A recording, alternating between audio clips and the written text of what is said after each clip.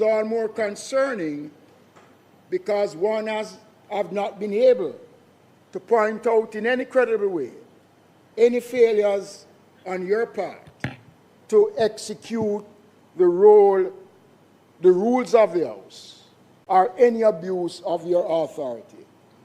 We on this side, Madam Speaker, and I'm sure there are other members, who have a proud tradition of, we on this side have a proud tradition of promoting talented and hard-working, nation-building women to office of great responsibility in public life.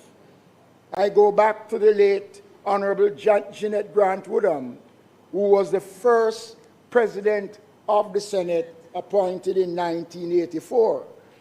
I also can recall the appointment of the Honorable Marissa Dalrymple Filbert, who was elected twice to serve as Speaker of this House. However, we have a strong female leaning on leadership on this side.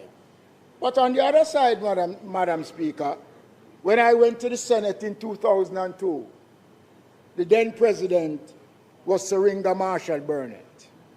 At that time, no political differences pointed to any level of disrespect. The same is true during the tenure of Violet Nielsen. I never had the opportunity. But let me say, Madam Speaker, there is no basis for the verbal attack that has been launched against you, Madam Speaker.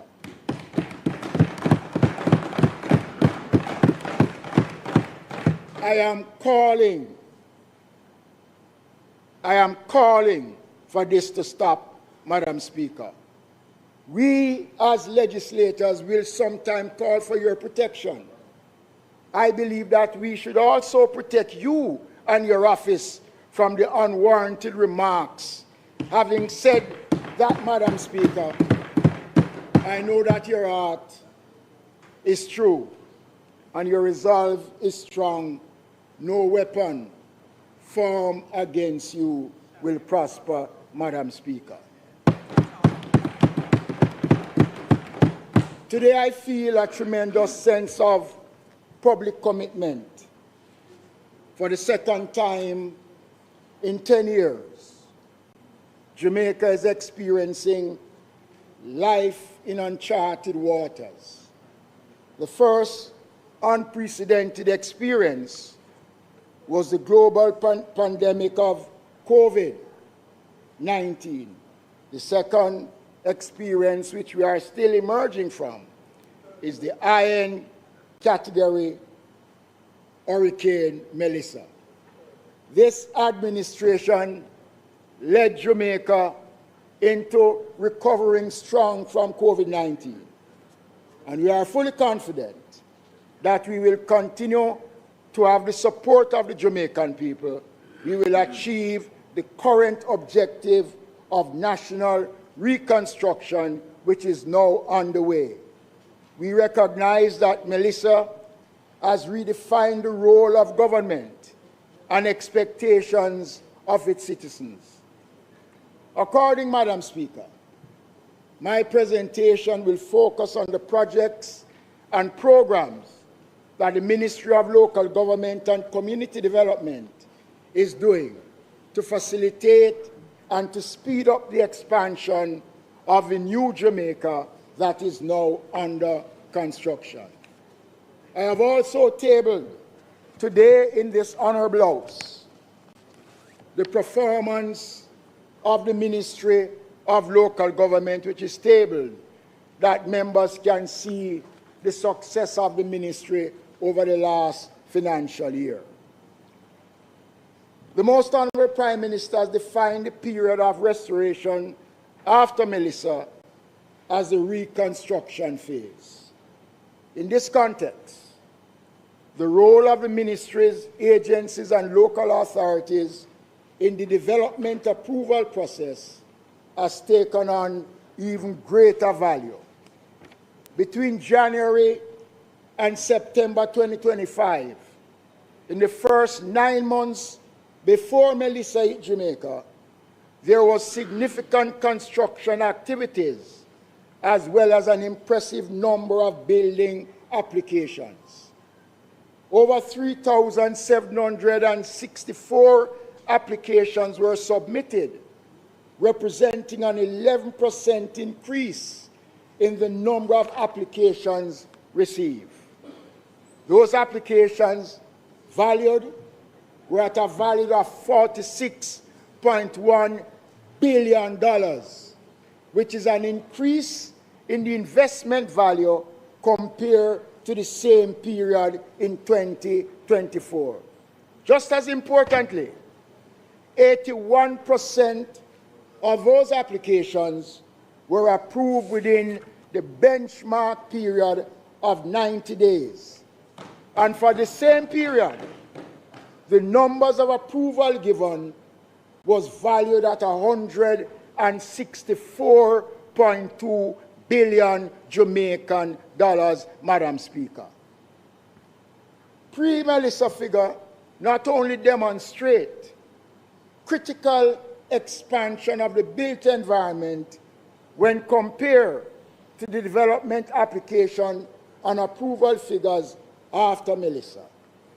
They stand as an important testament to the hard work of the local authorities and agencies, such as the Jamaica Fire Brigade, to push the country through a recovery phase into reconstruction phase.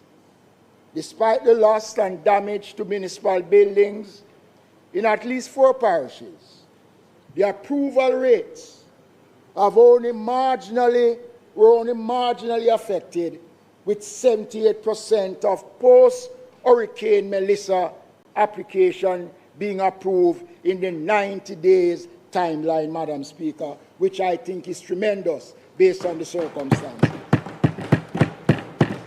Between January and March this year, 137 applications valued at $68.8 billion was submitted. This is highly encouraging and positive news. The records show that this number of applications exceed the total application received for all quarters dating back to April-June quarter of 2023. This level of activity shows that the people are working quickly to rebuild critically.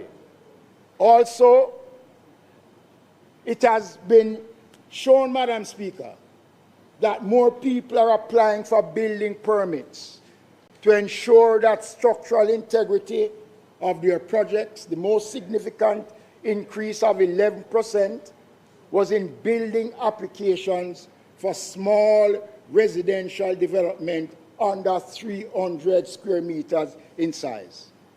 This signals strong activity to rebuild houses, small businesses, factories. 71% of the applications were approved within 90 days, and the investment value of these approvals stand at $36.1 billion, Madam Speaker, local government at work.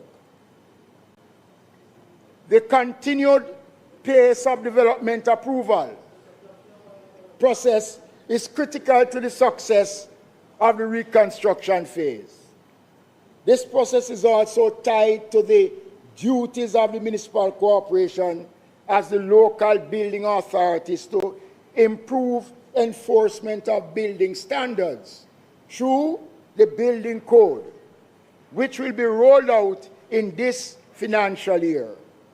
A critical feature of the new building code is that buildings are to be constructed to withstand Category 5 hurricanes. There will be stronger enforcement powers for municipal corporations, mandatory compliance checks and stricter penalties for illegal construction, especially in high-risk zones, Madam Speaker.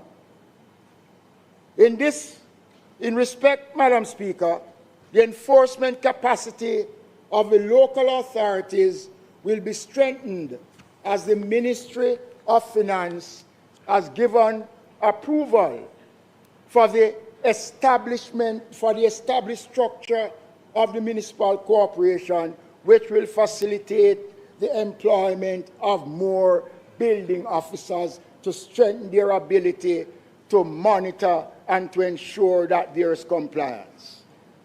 I want to emphasize that the reconstruction phase is not designed to restore what has been lost.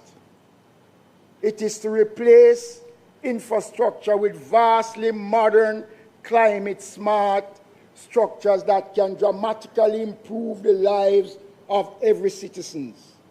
However, there is also the question of the responsibility of the local authorities and the fact that our national and local elected representatives, as well as the general public, must understand that this is not business as usual.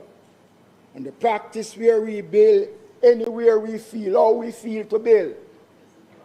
Melissa have said to us that those days are over, and we must wake to the reality that we cannot and we should not continue to practice this level of building, because we will pay the price, and this government is not prepared to allow it to continue any longer. I am therefore calling for practical and courageous and consensus amongst all concerns as we work towards changing living standards through the built environment. And I think this is a call that should be echoed by all Jamaicans to protect investment at any cost. The role of the National Solid Waste Management Authority in moving Jamaica from recovery to reconstruction phase has been essential. This agency was active on the ground immediately after the passage of the hurricane and was one of the first points of clearing towns, centers, roads, pathways, freeing maroon communities through the National Cleanup Program. I want to pay special tribute to the workers of the National Solid Waste Management Authority, whom had their homes damaged by the hurricane, who turned out nevertheless to provide service.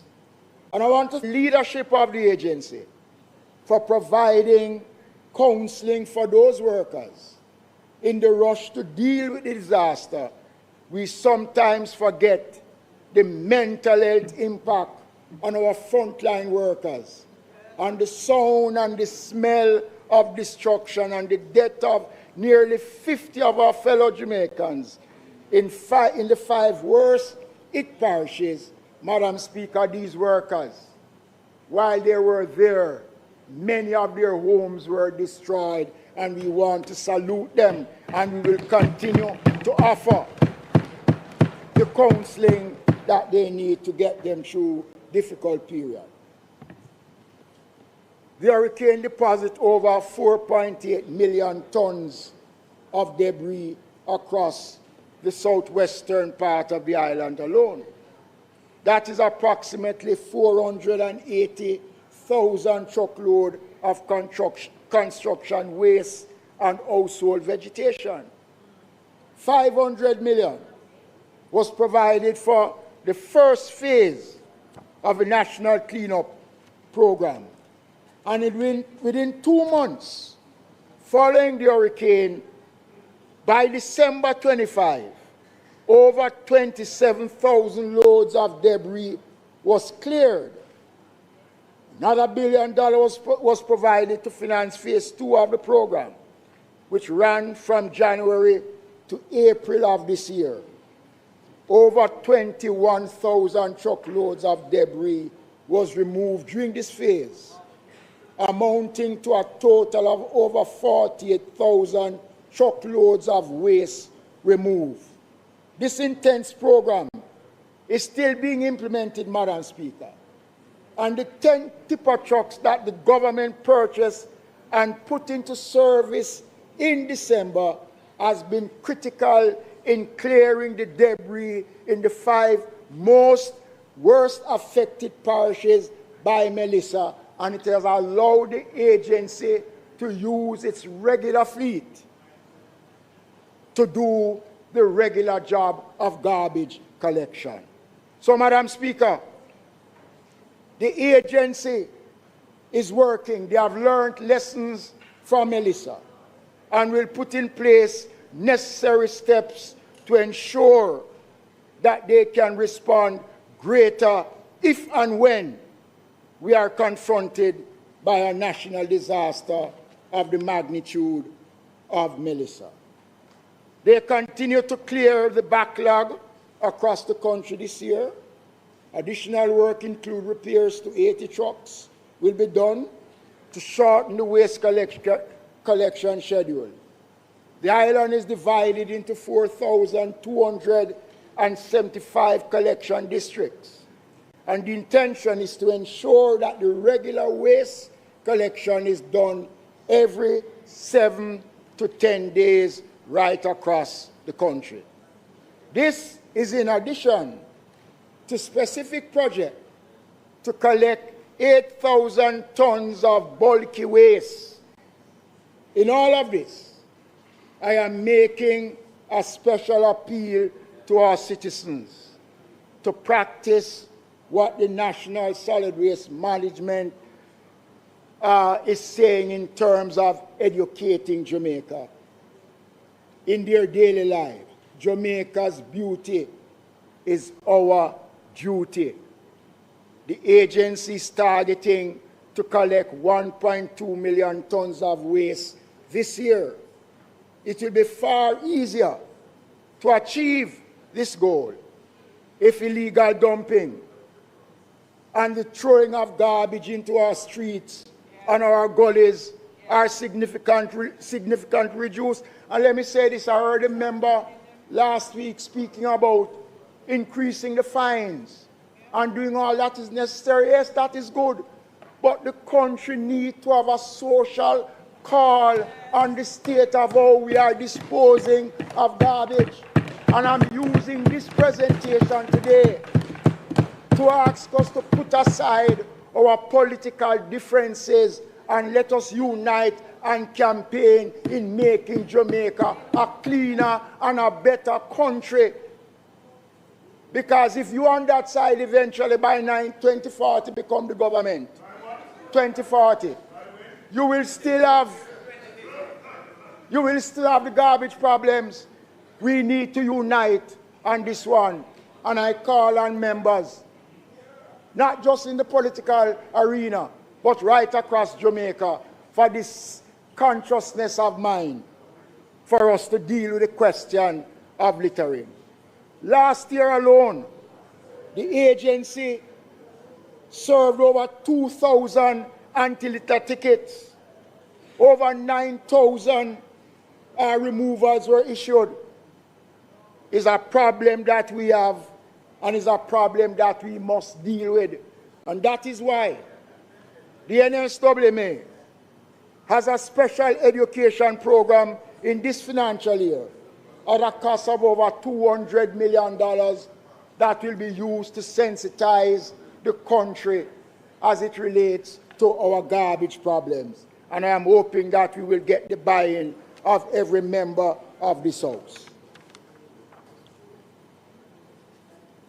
Madam Speaker, one of the flagship of this government is our social protection program. I spoke earlier about the selfish service that our first respondent has provided through Melissa and after. To this category of special people, I must add the Board of Supervision, the matrons, the staff, the poor relief officers and the inspectors who manage our infirmaries and golden age homes across the country.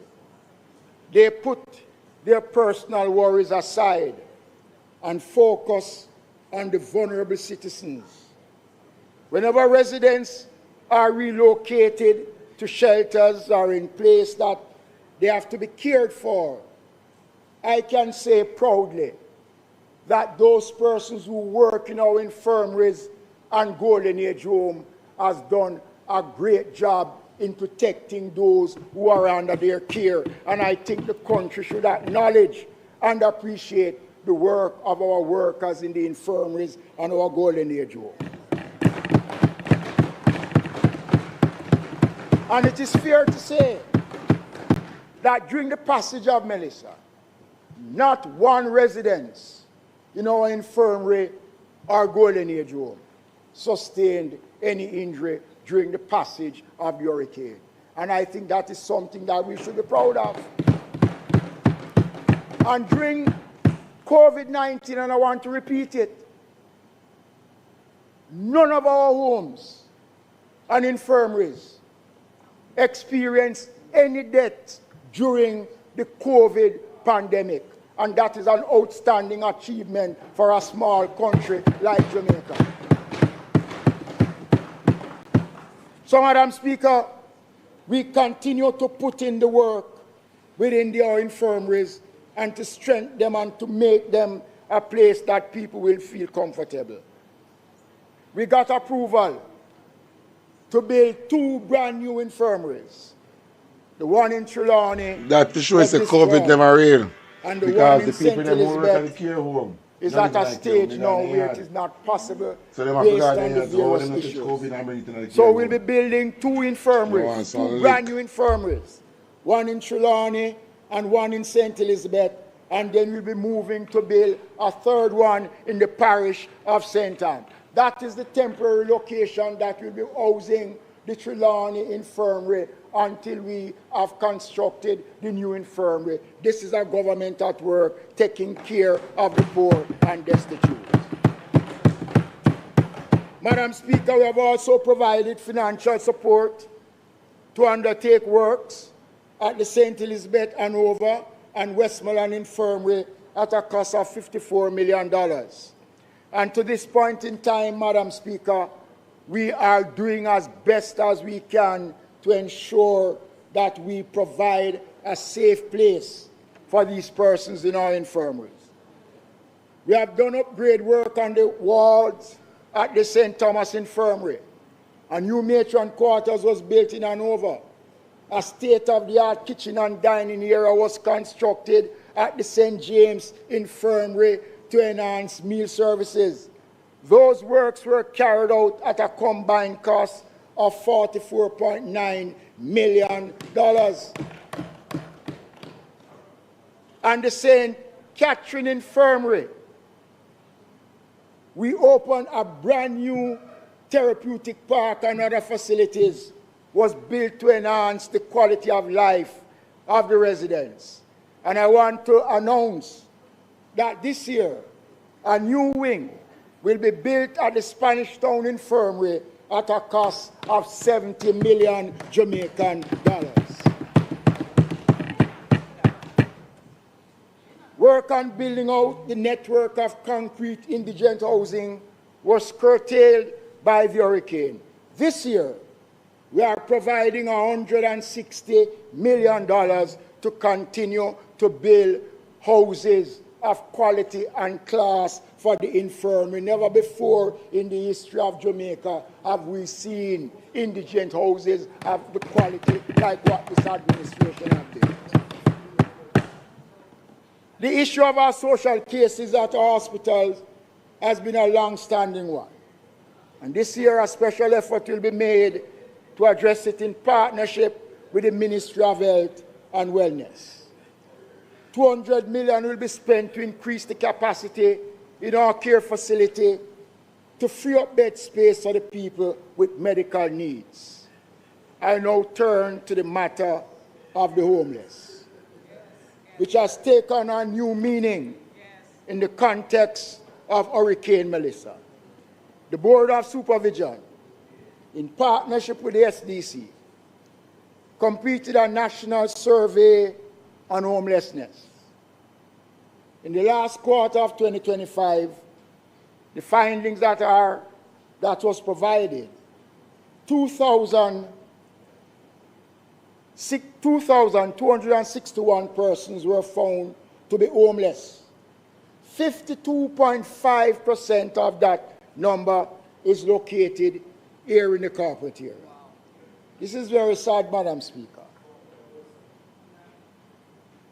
And let me say this. It is not Jamaica alone, and I want to give some figures to show with a global pattern of homelessness, especially in urban centers.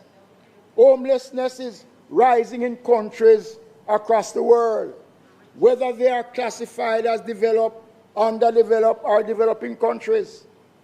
UN Habitat Report of 2026 indicates that there are 318 million homeless people living across the globe. The World Population Review on Homelessness shows that it has grown significantly in Latin America and the Caribbean, affecting an estimated 8 million people.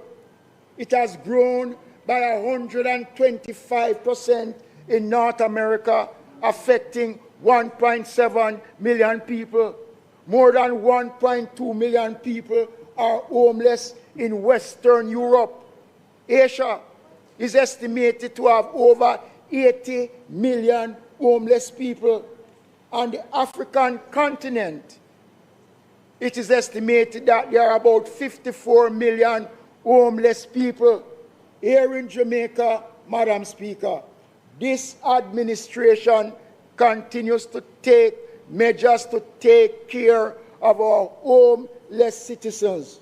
Over the last decade, we have been building a growing number of drop-in shelters, night shelters, transitional shelters, to give the vulnerable Jamaicans security, space where they can shelter, where we provide nutritious food, medical care, and we also, Madam Speaker, in our shelters, provide employment for those who can work.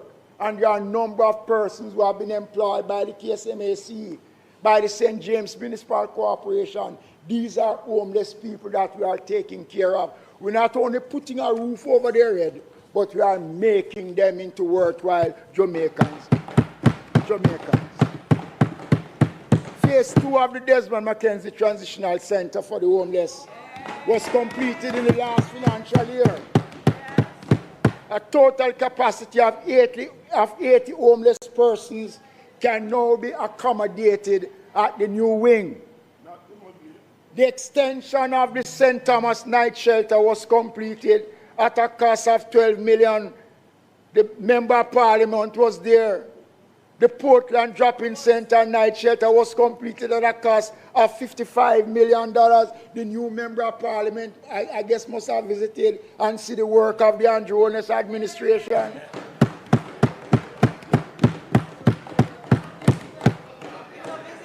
This year,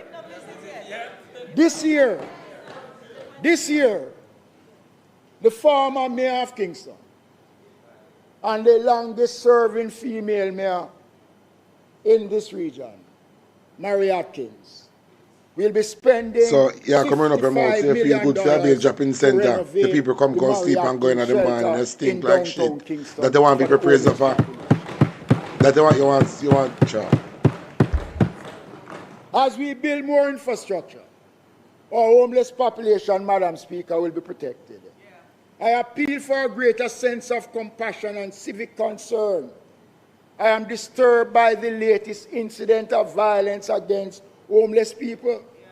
The last major one was in St. Mary some 2 months ago when a homeless man was stabbed and had to be rushed to the Kingston Hospital.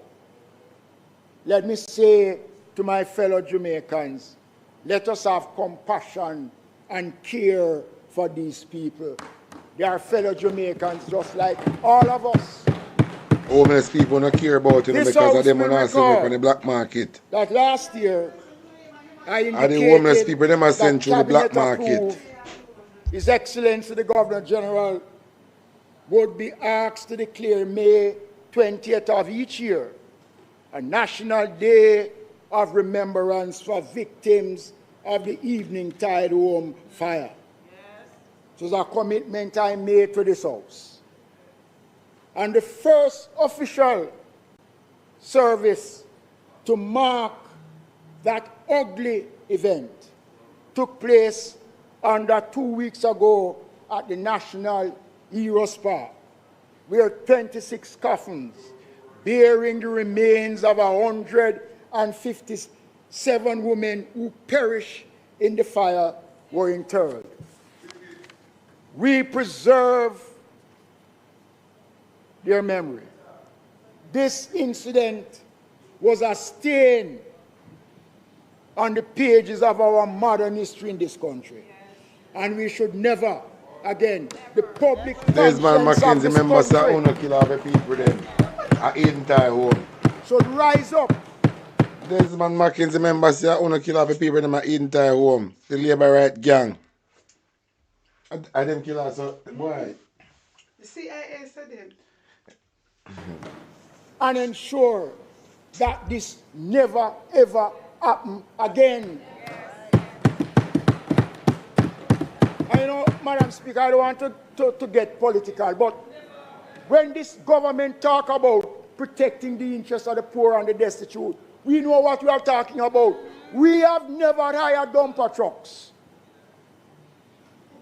and put street people in them and just dump them in mud lake. We have never done that. We provide facilities. We take care of these people. Remember just say that in 2010 when you drop bomb on people, citizens in Ati Valley. Remember in 2010 when you drop bomb on Ati Valley people them. When you burn down entire home, when you come back and drop bomb on the people them in Ati Valley. And you come run up your stink mouth. You think like shit. And we can stand proud. We can stand proud on our record of protecting the poor and the destitute in this country. Madam Speaker, the Jamaica Fire Brigade continue to reward the country, the citizens of Jamaica, for the investment that has been made, introducing cutting-edge projects to sharply improve service delivery. Vital agencies will also be affected by Melissa. 6 fire stations was damaged.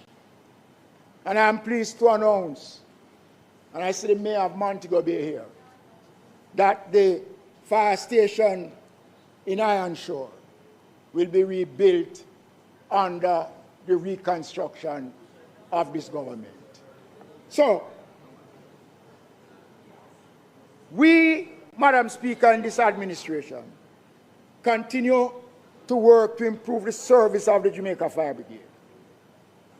The estimated cost to build the infrastructure and to replace lost equipment is just over $1.4 billion. Everything. I am relieved to, I am pleased to announce. Talk for bill with the Melissa relief money. And all them are talk, I hear them talk about how much house them are going to build. For the people in Westmoreland and still asleep out the door. All the bill them talk about them want bill. So they want to use the Melissa hurricane money, relief money, and do all of the plan them, everything what Andrew should have do with taxpayer money. But because in thief taxpayer money, he want to use the hurricane Melissa relief funds to do all of these things to make it look like he might do something. And then sign up again for the next hurricane come mash up Jamaica again and they make piece of money off of it. So Andrew want to set up Jamaica to make money off a hurricane. Remember saying that Jamaica is a case study. So. Hurricane, Andrew plan to make money off in Jamaica. Hurricane. That while 311 firefighters were operating in 9 parishes that were directly affected by the hurricane, no lives were lost and none of our firefighters were injured. And we thank God for that. And they carried out their duty in a very efficient way. They responded to 1,661 calls between October 28 and December 12, 2025 that were linked to Hurricane Melissa.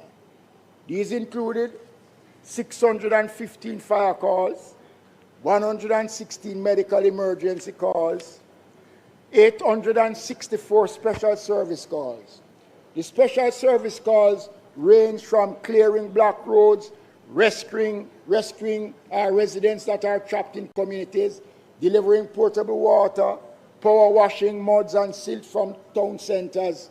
Madam Speaker, our country is proud of the Jamaica Fire Brigade, and I want to thank the men and the women of the Jamaica Fire Brigade for the hard work that they have been doing and will continue to do to help to rebuild back Jamaica bigger, better, and stronger, Madam Speaker.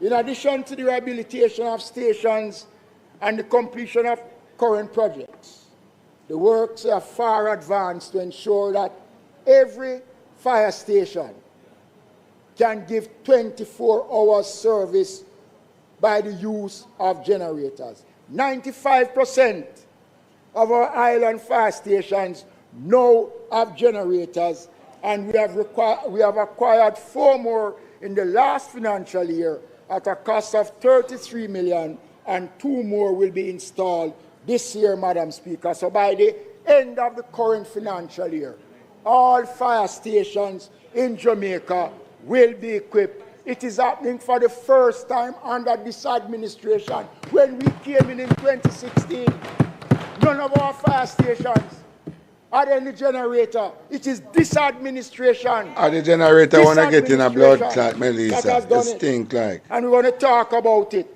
We take out a fast seat and put in a salt water junker. There's also additional, there's also additional firefighters to operate fire stations. I have the pleasure, Madam Speaker, of participating last month in the graduation exercise of another 100 trainees in the 3rd quarter of this financial year. The brigade will enhance its role in the national reconstruction phase as a major factor in the development approval process. It is working in regulating the built environment and to essentially ensure that this country will have the full service to respond to disaster such as hurricane and earthquake. Last year, the brigade inspected 11,228 buildings to ensure compliance with fire safety codes and standards. The inspection process will be one of unprecedented importance.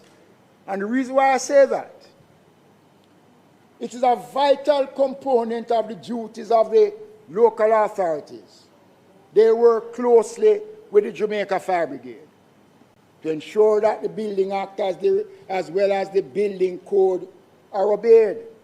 The brigade work in the approval process includes comprehensive assessment of building plans, and the agency have reviewed over 916 plans last year. The brigade is now at a prominent part of the government's creation of a new Jamaica, where we can rely on them to ensure that the built environment, that the public becomes a part of what we are doing. The public infrastructure, and I want to say also the private infrastructure, even before the start of construction. Because we are building, we are building more buildings.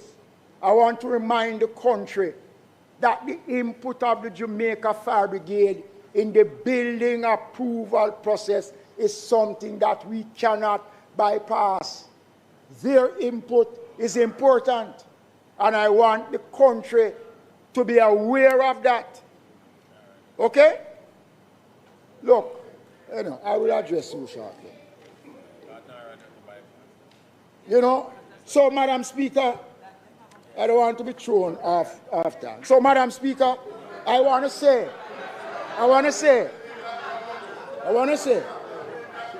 that the role of the Jamaica Fire Brigade is critical. And we are a part of the reconstruction of Jamaica. has been announced by the most honorable Prime Minister to rebuild the country, Madam Speaker.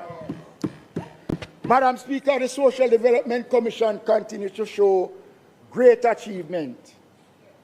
And I must say that this was one public body, one agency that never get a cent from government before. This administration was the first administration in 2016 to provide funding to the Social Development Commission to undertake its responsibility right across the country. 0%, 0 in the budget. 0 in the budget. 0 in the budget. 0 in the budget. Today, the agency has been transformed into a national organization, well-programmed. The comprehensive research and expertise of the agency was critical in helping local and central government to make rapid, evidence-based decisions in the support of the national reconstruction. These include a national drainage assessment survey, temporary accommodation, in which damage assessments were done and potential sites were identified for erecting temporary accommodation. The agency conducted shelter transitional survey on children and others. In keeping with the ministry's effort to reduce the number of schools used as shelters, the SDC has completed a community center shelter review survey to ascertain the existing shelters across the country. They are also responsible in undertaking a market survey.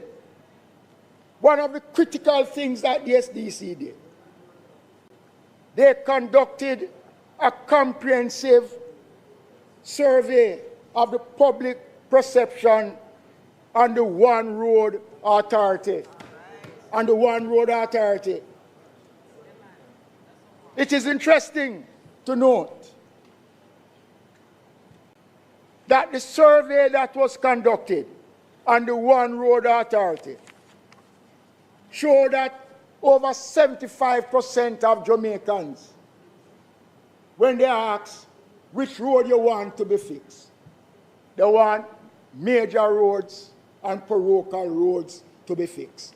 59% of Jamaicans agree with the One Road Authority. 59% of Jamaicans. I'm going to give you a copy of the survey. So, Madam Speaker, the One Road Authority will help to lift the standard. All mayors, every single mayor in Jamaica, was invited to a meeting at the Ministry of Local Government with the minister, my colleague minister.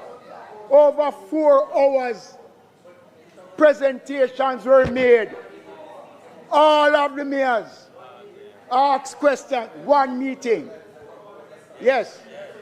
All the mayors were present. And let me say, Minister Mckenzie, though you have not asked for my protection, let me caution you, using your valuable time to answer the questions from the floor,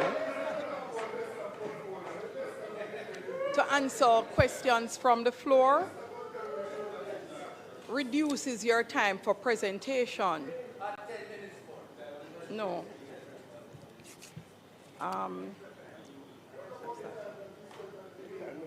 I'm giving him that time back. I love that part of the presentation. So I thank him for assisting with my opening statement.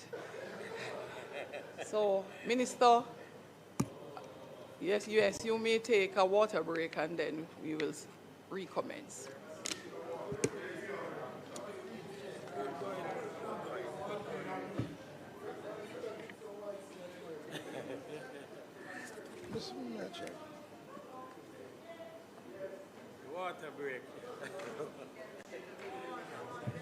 Thank you, Madam Speaker. Madam Speaker, I want to now move to another important aspect of the SDC's work, Madam Speaker. The SDC, Madam Speaker, has been placed in a position where the security of the workers are no guaranteed. The SDC, Madam Speaker, for decades was operating with peer contract workers. Peer contract workers. So there was no security for the workers. I am pleased to announce that under this administration, the SDC has now been given a proper structure where the job security of the workers are now secured. We are putting the SDC on a level to continue the work that it is doing through the programs to provide support in the entrepreneurial programs, providing grants, building out communities, expanding programs, and community centers included. And I know that there are members on that side, if they wish to speak the truth, can speak glowingly about the work that the SDC have been doing in their constituency. Right? So, Madam Speaker,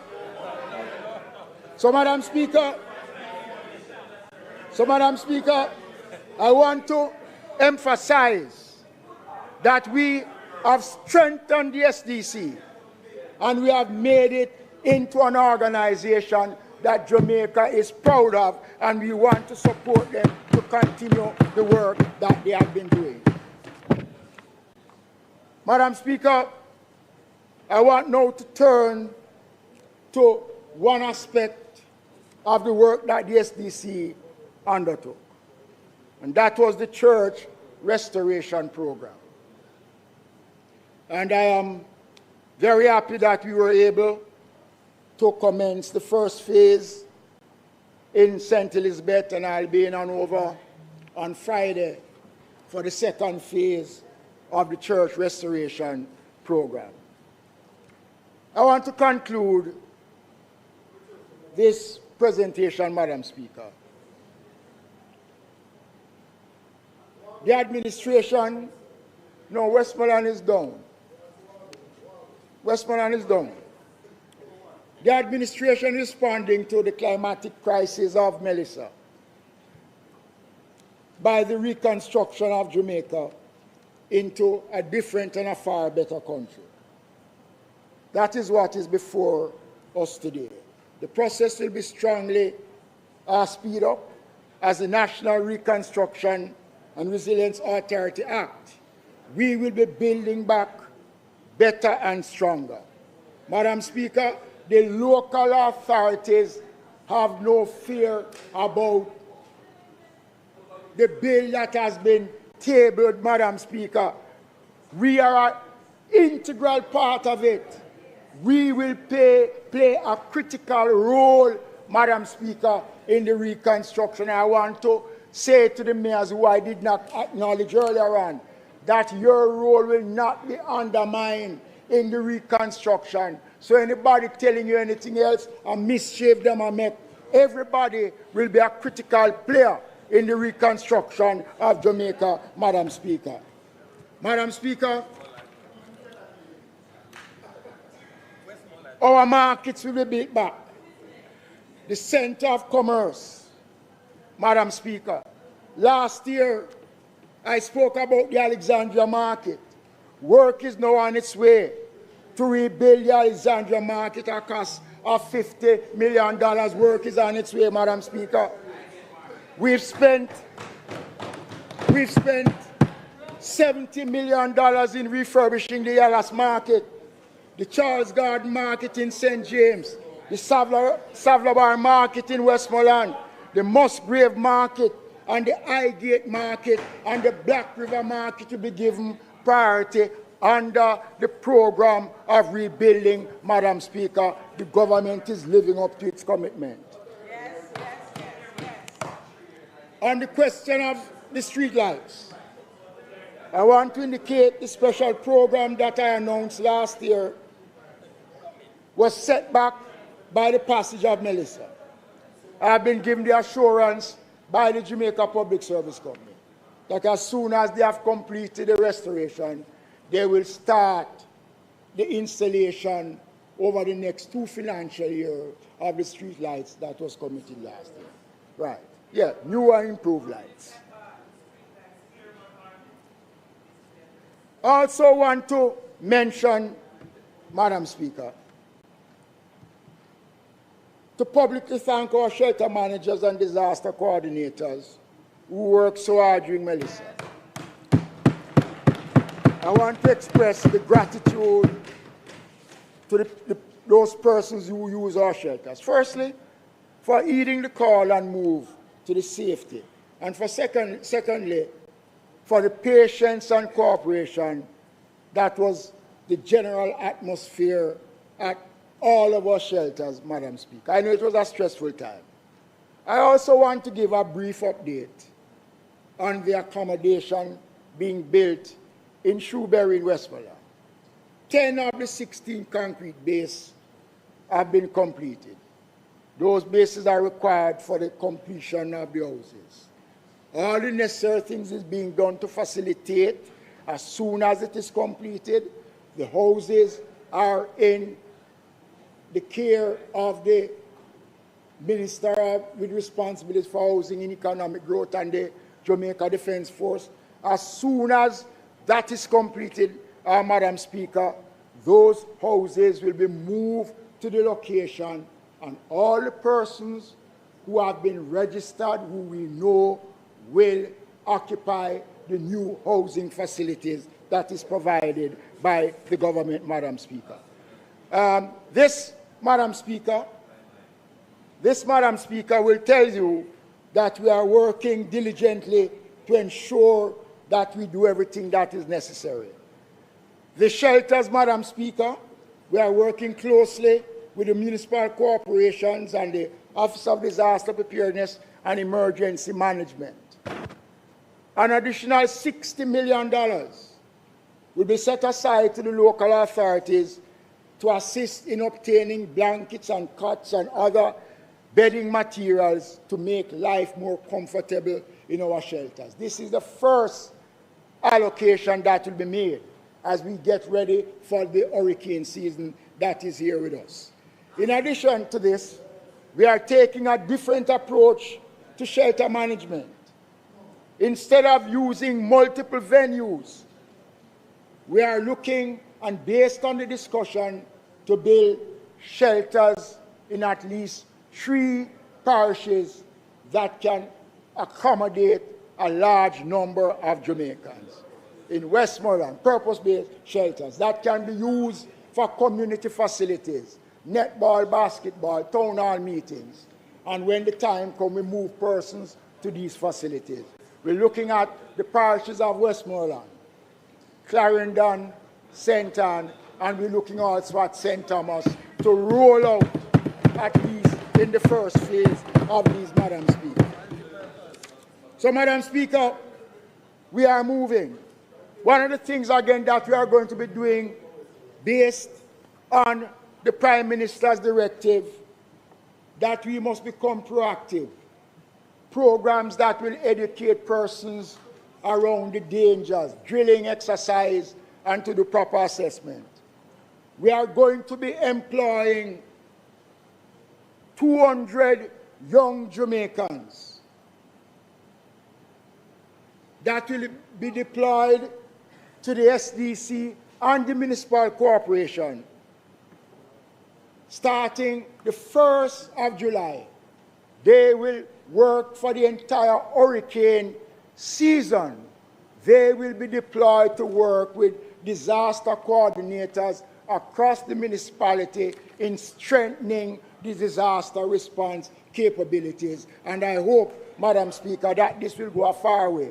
So 200 young Jamaicans will benefit from this over the next 6 months working in the areas of disaster. So the chairman of the National Disaster Risk Management Council spoke about the various things that needs to be done. And the government is fast-tracking these operations. Yesterday, I launched Operation Calm in St. Elizabeth, National Solid Waste Management Authority, to remove bulky waste from various communities. 5 parishes will benefit from Calm. 5, 96 communities. Okay? Calm. C means clearing flood-prone areas of bulky waste. A, it's for advising the residents in these areas about their roles and responsibilities in managing waste during the hurricane season. L, leveraging the network of community leaders in flood-prone communities. And M, maintaining a presence in these communities during the hurricane season. It was launched yesterday. This is a good program.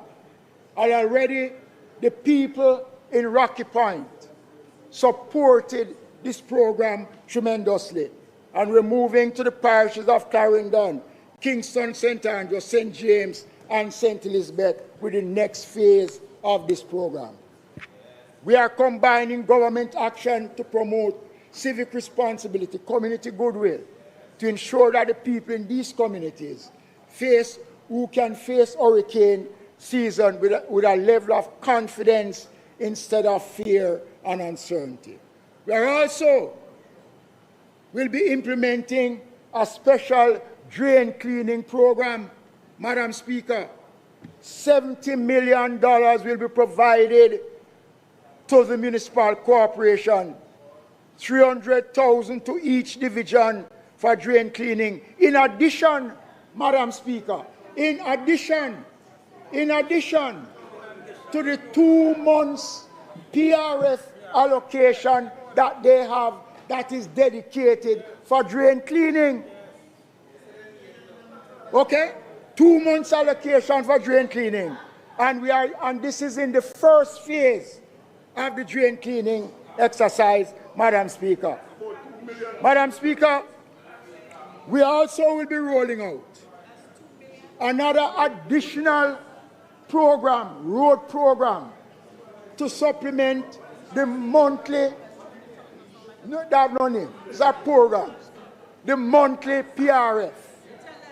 The monthly PRF that the MCs get. And let me say this. Every month, the municipal corporation, every month, close to 700 million is provided to the municipal corporation for road maintenance. Every month, over 700 million. This $350 million that will be provided, Madam Speaker, will supplement the work, because we know after the hurricane, a lot of damage has been done, and this $350 million will be provided to assist for road patching and road maintenance right across the country, Madam Speaker. Madam Speaker, the question of water is a major problem. As we continue to manage the hurricane, the Ministry of Water and the Ministry of Local Government, we had a meeting last week at the Ministry to discuss the question of water. Shortly, we will be announcing a comprehensive water program involving the Ministry of Water and local government. But in the meantime, Madam Speaker, the drought is upon us, and we are going to be providing $65 million to assist St. Elizabeth, Manchester, and Portland to purchase 3 brand new water trucks to take us through this critical period. Local government is not only contributing to the national reconstruction through infrastructure, It is also doing it by historically new standards of service delivery. And Madam Speaker, I need to speak to this one because the country needs to know this one. The Jamaica Fire Brigade, Madam Speaker, will officially launch the emergency communication-based system in Waterford in St. Catherine. 24 firefighters were specially trained and graduated as emergency telecom operators in February of this year. The key feature of this is the system will alert and transmit emergency notification instantly.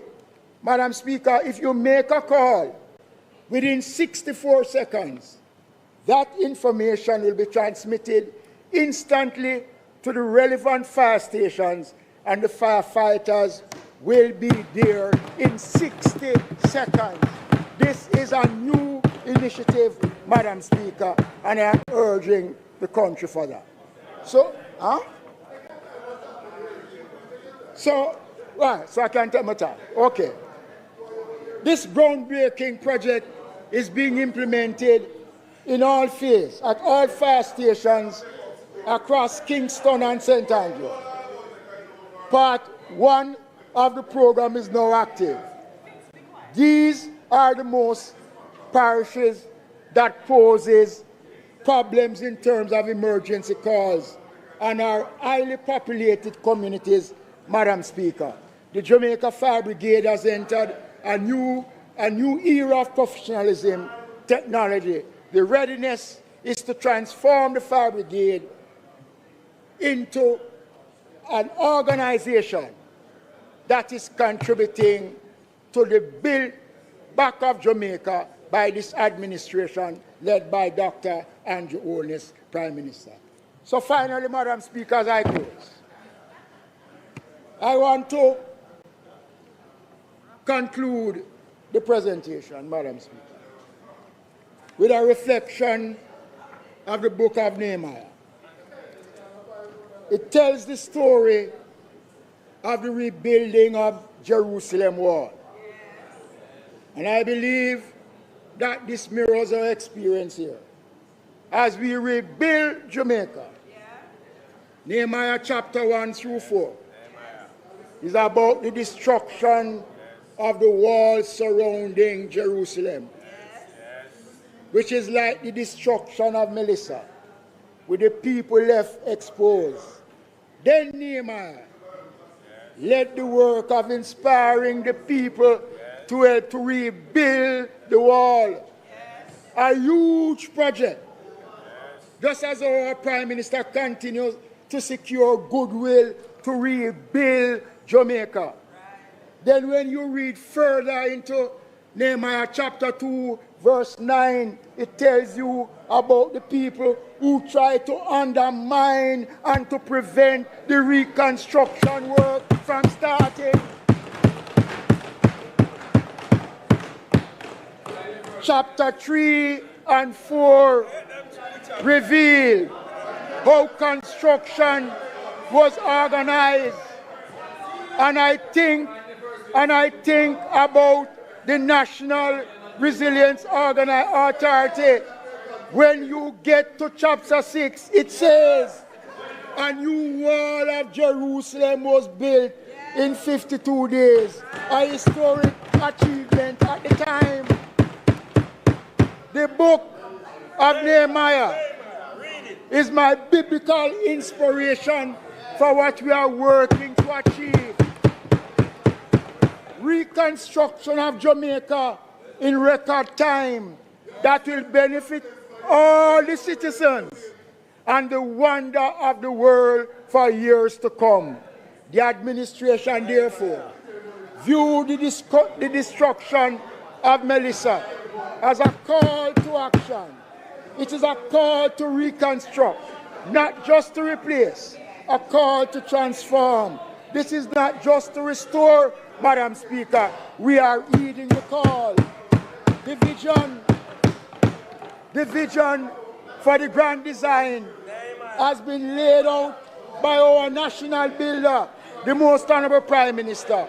we continue to experience sincere goodwill and to receive practical assistance from countless partners here and overseas. Despite our challenges, we remain a blessed country. And I know that the Almighty will bless our efforts. Amen. And the praises of this administration will sing in the hearts of the minds of Jamaicans for decades. History will record this administration as the administration that has done the job. I thank you, Madam Speaker.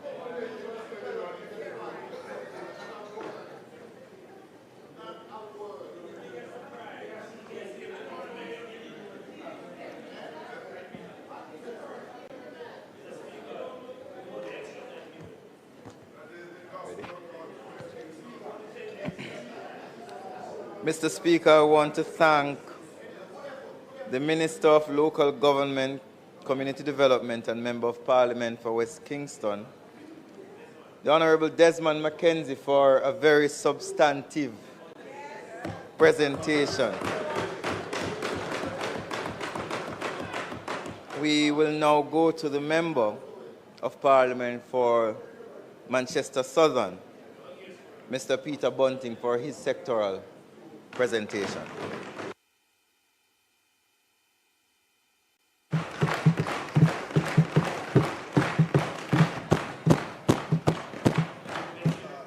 You are okay to go, Mr. Member. Thank you, Mr. Speaker.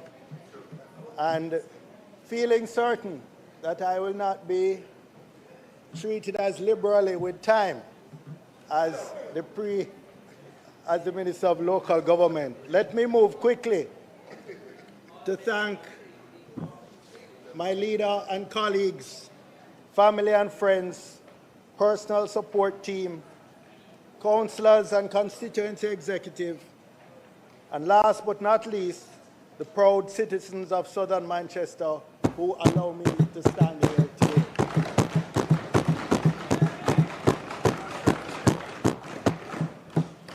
I rise today to address a portfolio that goes to the very heart of Jamaica's economic future. I noticed something about Soko Juliet Oldness.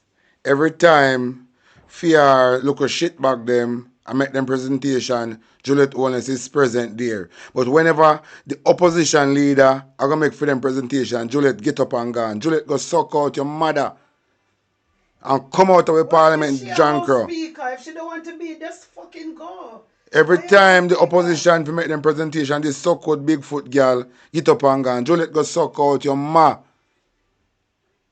Your blood clot Andrew go on like you no go suck out on a mother. Brawling too. Me notice this about this blood clot wearing Bigfoot girl. Every time the opposition them to make them presentation, this Bigfoot wearing girl get up and gone. Like in things in the end of the Parliament have a fear own will. This big stinking foot wearing girl, Juliet Oldness. I want where this blood clot girl not go, man. I want see you disrespect with this blood clot, Bigfoot market girl, Bigfoot, big wearing bumbo clot, Bigfoot market girl. I want see fair style in our Parliament. Whenever them a go on with them the Parliament, she sit down and only listen to the people them fear side. Whenever the opposition for them presentation, this Bigfoot warring girl get up and gone. Juliet, yeah, Andrew go suck out on a mother. Why are we paying her 26 million? 26 million. Juliet go suck out him. Andrew, yeah, Juliet go suck out on a mother. This is a Jamaican people. I wanna deal with the Parliament like a phone of Parliament. Juliet for sit down and listen what the opposition have to say. Or leave the blood clot job like we I tell her. This I get to, alright, go on. We have been a case on a pussy hole. You whoring bumbuckler Juliet Holness. We have been a case on you can't stay now. Because you're for that prison or Jankro. Because you are cover up criminal act. We make by the FLA with dead man. I come by 2,000 round ammunition. Suck with Juliet Holness. You have come from that chair. Yan Tam Tavares, a cover up a criminal act. He told him to resign and get arrested, Jankro. So you get up, you know, you with the opposition say, I get up like you're somebody. Juliet go suck out your mother. You're a criminal. You and Tam Tavares decide, say, he told him not go take up on phone head to look what go on in this report to come from the Integrity Commission. And find out, say, who not keep up the corruption and decide, say, you no want Blackie. Juliet go suck your ma. You put the parliament in this report. And if Andrew not like it, Andrew go suck for him, Mato. We tired of Uno Jankro. There's no way every blood clot week Juliet Holness only sit down in a parliament to listen to film side. Whenever Mark Golding want to talk, there's no Juliet Holness. It's you, right, Clark. So Juliet Holness I get too much money only for sit down and listen to and fear side. Juliet go suck your ma.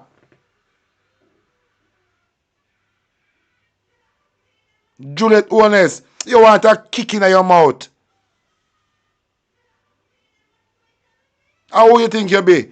Just a blood clot warring market girl. I go on like you're somebody in our parliament. A bumbo clot warring market girl. You know nothing but yourself, Jankro. All bumbo clot nasty looking, all that Bob Ziggins I can chat for your stink mouth. But respect, Madam Speaker. Juliet, suck your mouth come out of our parliament. I notice this boy. Every blood clot week, me notice this boy. When Parliament in session, you all for your turn, Madam Speaker, or whatever you want done. You only sit down and listen to your side of people them, but you never sit down no time at all. Angela Brownberg get up and take up the mace through the fuckery. You come back and come lecture and hope a thing out of your so good mouth. And when Angela Brownberg for talk, there's no Juliet Holness. Juliet, we tired of you. Juliet go suck your ma. And if Angela Holness not like him, go suck him ma too. We tired of no Jankro. And I can't wait for Jamaican people get mad and start lick out on a blood clot. I say I can't wait for Jamaican people get mad, Andrew, and start giving Juliet some blood clot licking in island. I say I can't wait Jamaican people come to their sense and come to Parliament and give Juliet some blood clot lick. I couldn't have to jump through window and jump through back door. We tired of no Jankro. And that's the truth. This Bigfoot all that worrying girl no have nothing about herself. And this I get from bad to worse because she been a do this forever.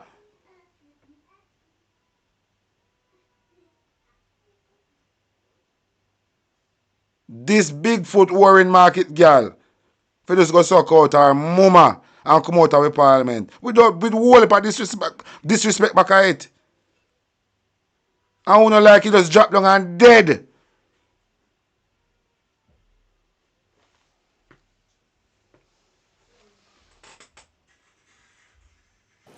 Yet one that receives far less attention than it deserves.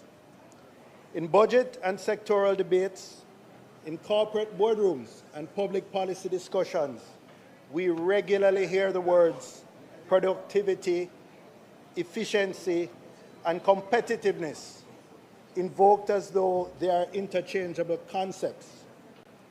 For clarity, let me define what each means today for the purposes of my presentation. Productivity is the rate at which an economy converts labor, capital, technology, and knowledge into output.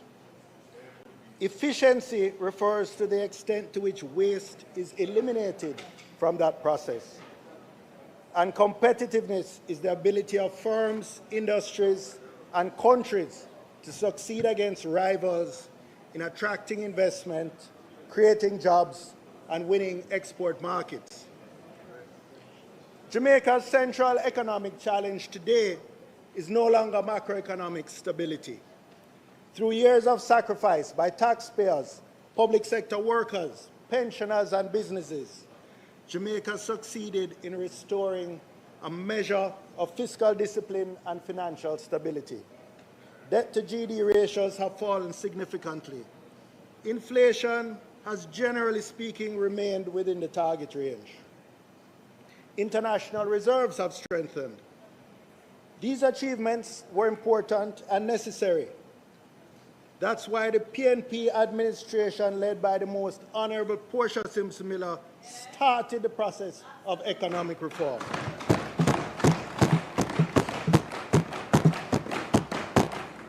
And we did most of the heavy lifting in achieving the successes of the last 14 years.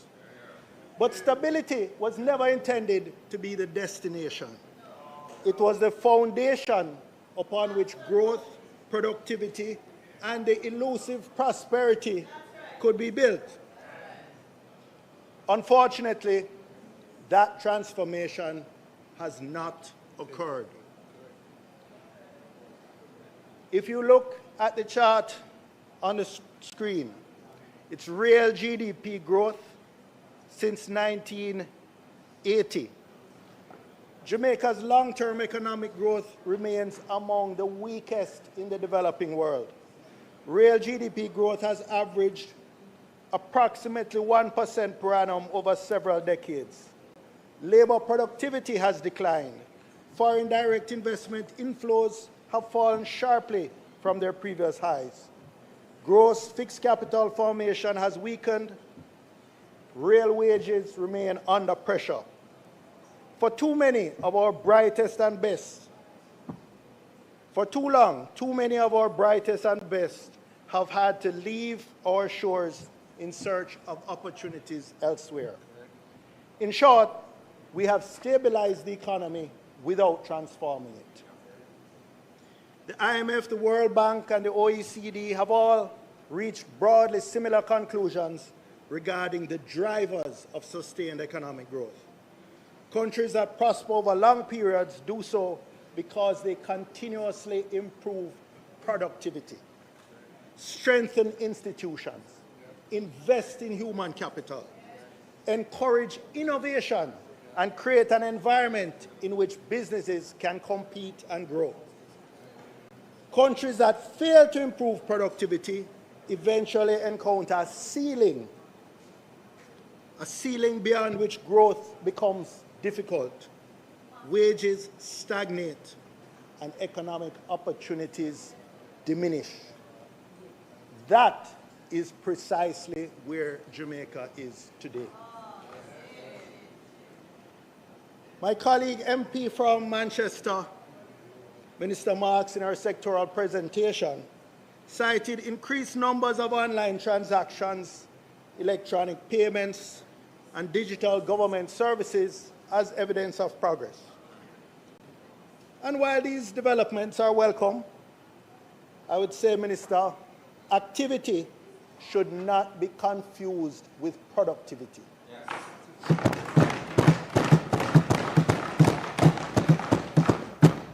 Many Jamaican businesses continue to encounter duplicated reporting requirements, fragmented government systems, and lengthy approval processes.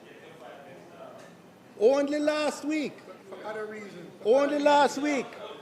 we heard that more than 70% of transactions in Jamaica are still cash-based, something you would appreciate. Jamdex adoption, Jamdex, the central bank digital currency, Jamdex adoption remains negligible, despite significant effort by Bank of Jamaica. Interbank payment systems continue to operate within constraints that reflected the old manual processing days at banks. The BOJ's RTGS, which stands for Real-Time Gross Settlement, operates from 8:30 a.m. to 2:30 p.m., 25% of the day. Automated clearinghouse, which is the bank clearing system, is still next day payment. This is not appropriate for the needs of a modern 24/7 economy.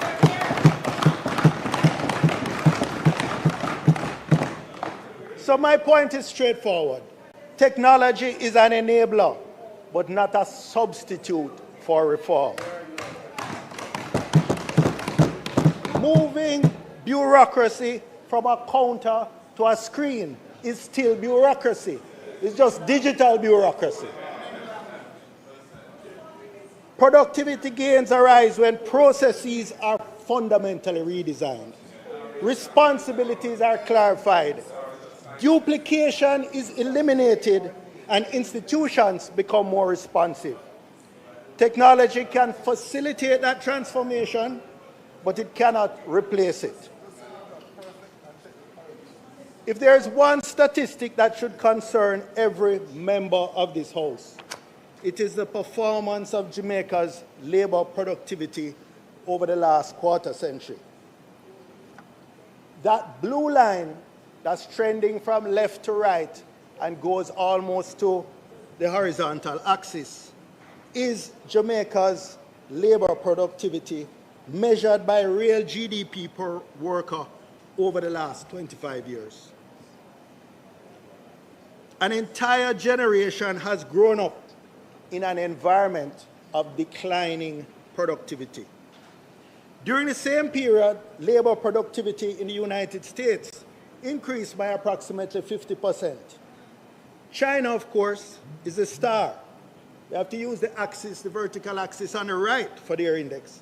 Their labor productivity increased by more than 400% over that period. But closer to home, countries in Latin America and the Caribbean, with which Jamaica competes more directly for investment and export opportunities, have achieved substantially stronger outcomes. But economists often focus on total factor productivity, which measures the efficiency with which not only labor, but capital, technology, and organizational systems are combined. It captures innovation, management quality, institutional effectiveness, technological adoption, and the allocation of resources throughout the economy. In successful economies, growth in TFP accounts for a significant share of long-term economic growth.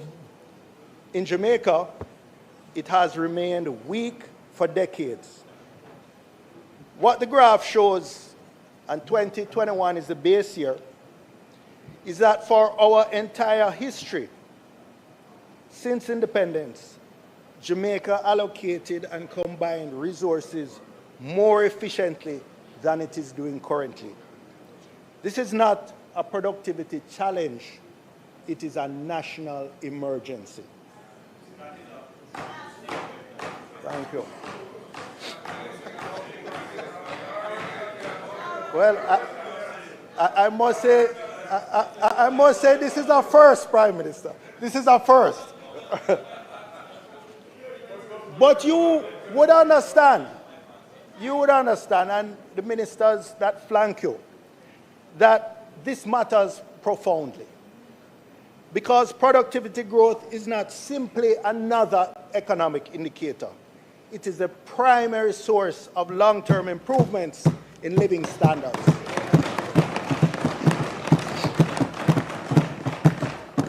Nobel laureate Paul Krugman famously observed that, and I quote, "Productivity is not everything, but in the long run, it is almost everything."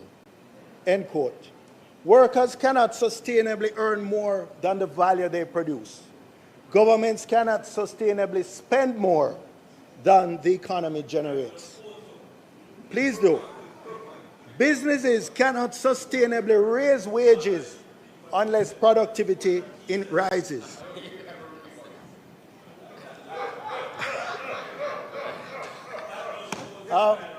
Mr. Speaker, I'm reclaiming my time. If productivity is the engine of economic growth, then human capital is the fuel that powers it.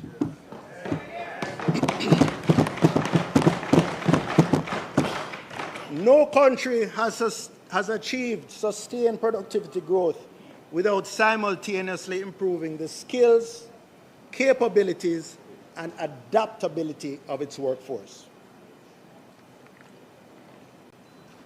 Jamaica faces a significant challenge in this regard.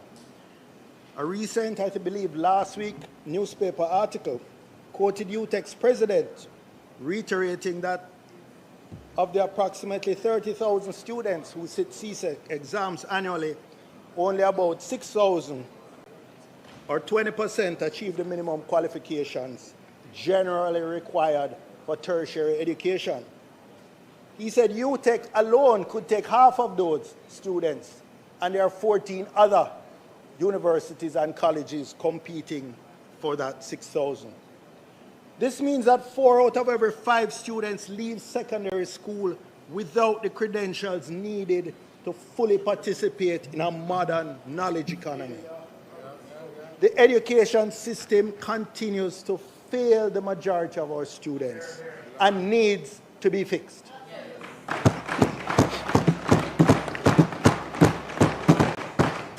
However, the economic implications of this reality extend far beyond the education sector. Employers consistently report shortages of workers with adequate literacy, numeracy, technical and digital skills, even while hundreds of thousands of Jamaicans remain outside the workforce. The challenge becomes more urgent when viewed against the backdrop of artificial intelligence. The IMF estimates that approximately 40% of jobs globally will be affected by AI.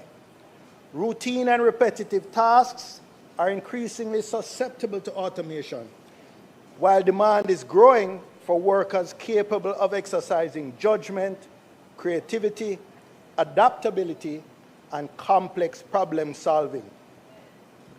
These developments have serious implications, for example, for our BPO sector, which is said to employ 50,000 Jamaicans directly, but I suspect that figure is shrinking. The sector, back in the day, generated employment opportunities and transformed local economies like Mandeville's.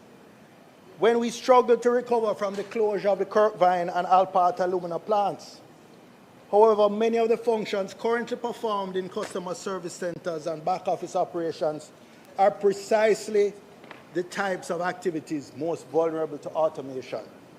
My information is that one of the largest companies operating in the BPO sector has already cut its workforce by almost 50%. The Prime Minister, in his budget presentation, identified the low workforce productivity challenge. However, he came with his administration's standard response: new acronyms. Since yesterday, we've heard of NEST, GRIFT, and CALM. GRIFT would be more appropriate. NEST, GRIFT, and CALM. But in that budget speech, the Prime Minister had already introduced NARA, JAMROC, and FAST. But then the PM continued, and I quote, "Starting in this financial year, HART will introduce a pilot of LEAP." LEAP is the acronym for Learn, Earn, and Prosper. And he went on to say, and we will expand CARE, the Community Action for Rewarding Engagement. So, Prime Minister, I acknowledge you have identified the challenge, but I don't agree with your solution to introduce a pilot of LEAP this year. Imagine, Prime Minister, the results of that pilot will probably be evaluated next year. And if it's positive, then maybe LEAP will be widely implemented in year 3. HART is a training institution whose curriculum evolves on a multi-year cycle in an environment where the relevant AI-driven technology changes every few months. This reality demands a fundamental rethink of workforce development policy.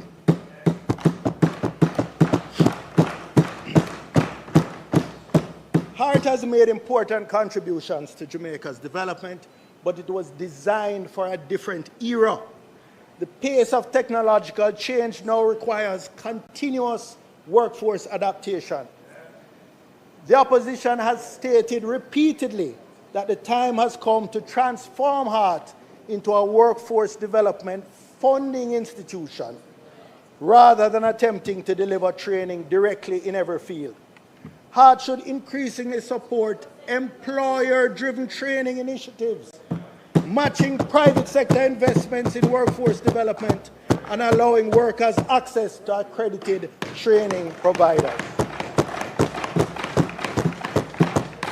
Such a model would ensure that training resources are aligned with actual labor market demand and not institutional assumptions about future labor demand.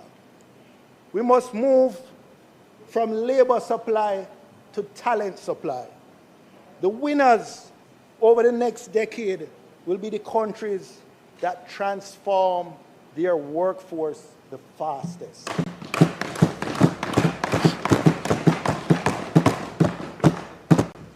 Now I want to turn to the impact on tax policy on the entrepreneurial economy. The chart on the screen shows graphs of tax revenue, the lower blue line, and the other line above is the more comprehensive measure of revenue and grants that covers what the government extracts from taxpayers in fees, fines, levies, etc., in addition to taxes. That upper line has fluctuated between 27 to 31% of GDP over the last 10 years. This is higher than the average for Latin America and the Caribbean, which hovers around 21 to 22% of GDP, and much higher than the world average of 16 to 17% of GDP. In fact, it's really only the OECD countries that are above us, and we know the sort of welfare services and social services that they deliver. The majority of Jamaican firms surveyed find tax rates to be a major or severe obstacle to their operations. Equitable growth will only occur when thousands of individuals invest capital, take risks, and create opportunities. The overwhelming majority of Jamaican businesses are micro, small, and medium-sized enterprises. They represent the backbone of employment, entrepreneurship, and innovation. Economic growth does not emerge solely from large corporations or government programs. Yet this government's policy appears designed around the needs of only those large firms while imposing additional burdens on smaller enterprises.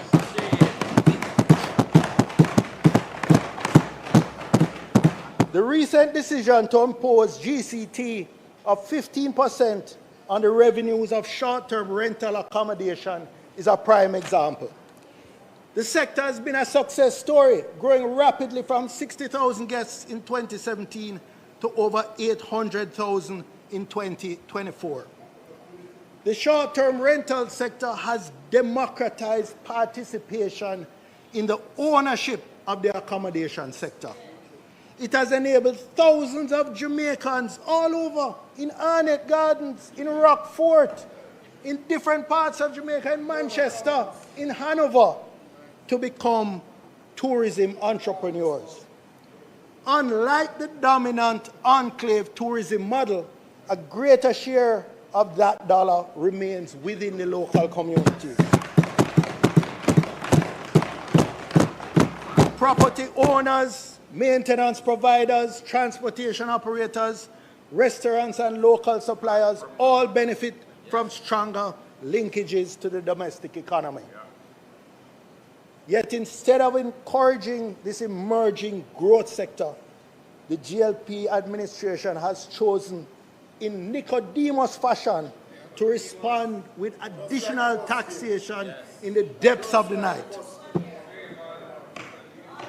Any justification that the move is a necessary measure to level the playing field in the accommodation sector is just plain poppycock. Large hotel investments in Jamaica qualify for substantial benefits under the Omnibus Incentives Act and the Tourism Sector Framework.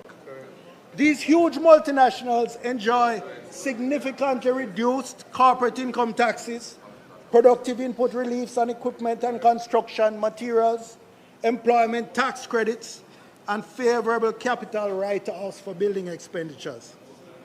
They also benefit from the Tourist Board's cooperative marketing and advertising frameworks that help large hotel investments scale their occupancy and reach. None of these incentives are available to the short-term rental sector that is still liable for income tax on earnings in their standard rate. This is the type of behavior that has prompted progressive leaders in the Caribbean and elsewhere to recently warn, and I quote, not to replace sugar plantations with hotel plantations, end of quote. A rebranded plantation economy built around leisure instead of sugar is still a plantation economy. We don't want an economy where the average Jamaican can only aspire to be a worker, not an owner in his own country. So this is not a debate about taxation alone. It is a debate about ownership. Jamaica's objective should not be an economy in which our citizens can only aspire to serve in the tourism sector. It should be an economy in which we can own a part of the tourism sector.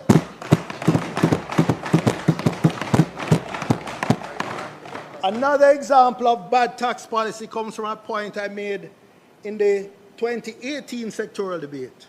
It's worth repeating at this time when geopolitical tensions have sent fuel prices skyrocketing and the pass-through inflation now threatens our country.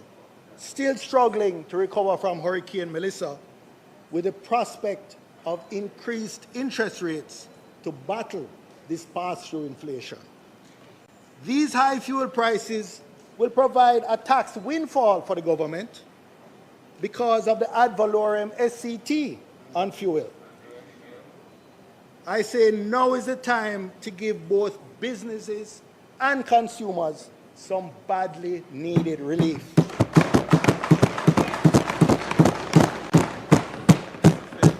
I support calls to cap the ad valorem SCT on fuel, but I go further and call on government to eliminate SCT on fuels altogether and instead include fuels in the base of GCT.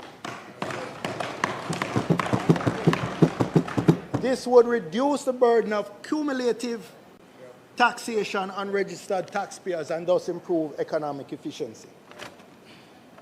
Now, Mr. Speaker, I want to turn to the matter, to a section that I call institutions and bureaucracy matter. One of the most damaging taxes in Jamaica is one that never appears on an invoice. It is the tax imposed by bureaucracy. Every entrepreneur experiences it. It is paid in delays, uncertainty, duplicated paperwork, and lost opportunities. Economists describe these burdens as transaction costs. In successful economies, institutions are designed to minimize them. In Jamaica, too many institutions continue to generate them. The result is lower investment, slower business formation, and weaker productivity growth. But productivity, and I want you to listen to me carefully, productivity is not solely an economic issue. It is also a governance issue. The most productive economies in the world are characterized by strong institutions, predictable rules, and high levels of public trust. Investors do not simply evaluate tax rates or labor costs. They assess whether contracts are enforceable, regulations are predictable, and institutions operate fairly. Recent controversies involving the treatment of independent oversight institutions should concern anyone interested in Jamaica's competitiveness. These controversies include the NARA Act, which many see as a naked power grab by the Prime Minister, giving the agency and the PM sweeping executive powers with a lack of institutional guardrails and the ability to bypass traditional regulatory oversight. A few years ago, the PM overruled NEPA and granted a permit to mine in the ecologically sensitive Dry Harbor Mountains. The Constitutional Court, in a recent landmark ruling, declared the permit and the PM's decision, I quote, unconstitutional, void, and of no effect, end quote. The Prime Minister, and I go on to a third example of these controversies. The Prime Minister, in an unprecedented move for a sitting Prime Minister, took his own state oversight body, the Integrity Commission, to the Supreme Court. He filed over 20 applications seeking to nullify the IC's investigative report and challenge the constitutionality of the core provisions within the Integrity Commission Act that his government passed. The fourth example is the oversight, is Parliament's own oversight of the executive, which is being systematically undermined. Yes.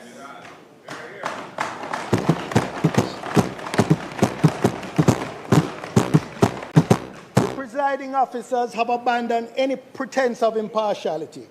And the 3-month delay in tabling the recent IC investigative report on the FLA is one example. Ministers sitting on parliamentary oversight committees, such as the PAC, are examining AG's reports for periods covering their own stewardship, which is crazy. Even where there are allegations of improper ministerial interference. Government members on the PAC and PAC appear to do everything to obstruct the work of the committees. Even yesterday, with the email system not working, there was a sheet that went around asking who had received the email from the committee clerk of the PAC's annual report. Every opposition member confirmed receipt of the email, and every government member denied receiving it. This is from their own parliament. Independent media is also plays also a critical oversight role in democracies. In Jamaica, our remaining independent media houses and investigative journalists are barely surviving. They're in the intensive care unit. There is an acute viability crisis for legacy print and broadcast organizations worldwide, and Jamaica is no different. Many close or merge, while others survive only as propaganda outlets for wealthy oligarchs or authoritarian governments. Given what is happening with our oversight institutions, and I draw your attention to the chart, given what is happening with our oversight institutions, it should not be surprising that net foreign direct investment inflows as a percent of GDP have declined to between 1.5% and 2% since 2020. This is less than a third of what we received as recently as 2015 and 2016, when net FDI exceeded 6% of GDP. Investors value certainty. Entrepreneurs value predictability. Businesses make long-term commitments when they believe that rules will be applied consistently and institutions will operate independently. Yes. Strong institutions encourage investment because they reduce uncertainty. Weak institutions discourage investment because individuals and businesses must devote additional resources to navigating risk and unpredictability. Productivity, therefore, depends not only on economic policy, but also on governance quality. Yes. So, Madam Speaker, in conclusion, the story of the last 14 years was stability. The story of the next decade must be transformation.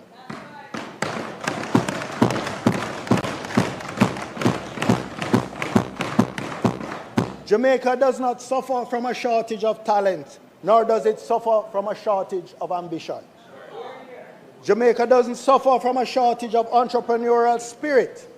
What Jamaica suffers from is a shortage of systems that allow our people to realize their full potential. The Jamaican worker is not the problem. The Jamaican entrepreneur is not the problem. The Jamaican student is not the problem. The problem is that too often we ask our people to compete globally while forcing to operate inside systems that belong in the past.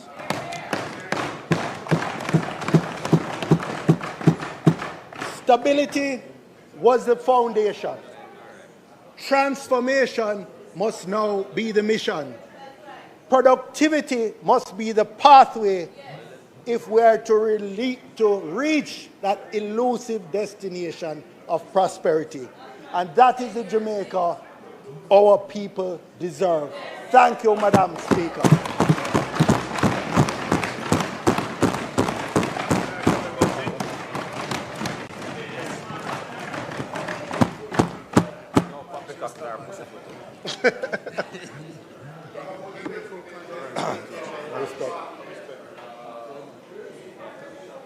You have lifted the bar.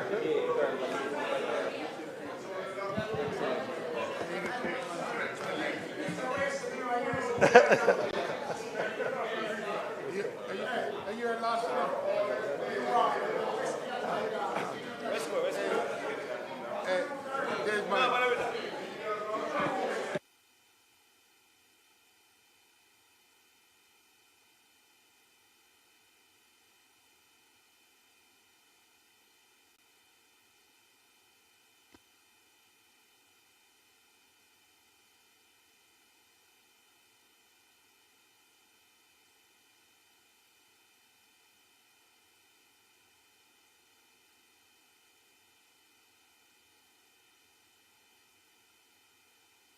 Oh, there's a competition going on.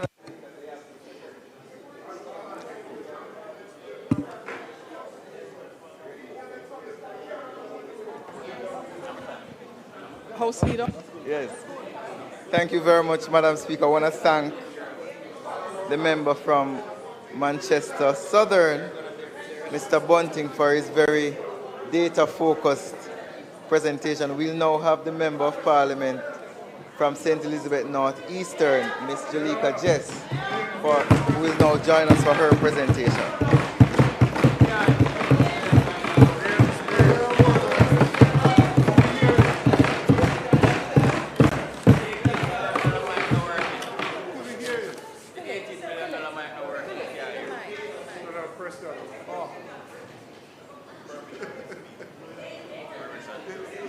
You're getting there. You're getting there. Slowly, you're getting there.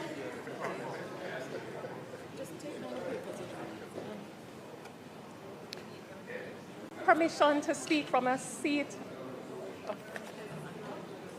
You may go ahead, Member Jess. Thank you, Madam Speaker. Permission to speak from a...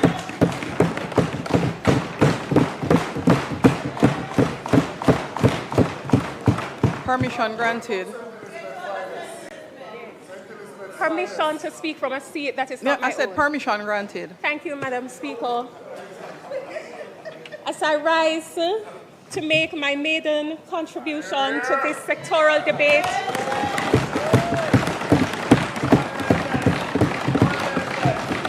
I must start by thanking God for his guidance and grace. I wish to thank the Leader of the Opposition, Mark Golding, for the confidence he has placed in me to shadow the critical portfolio of justice.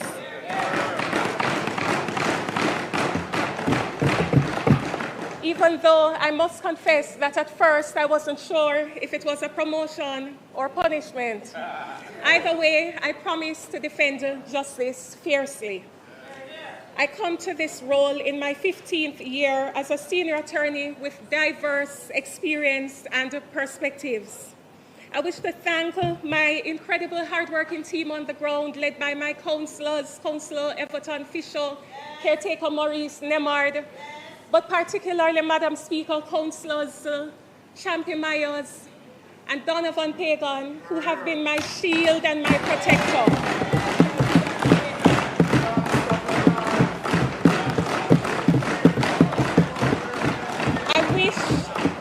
I wish to thank my phenomenal family in northeastern St. Elizabeth. Thank you for saying yes to Jess and a young fresh babe.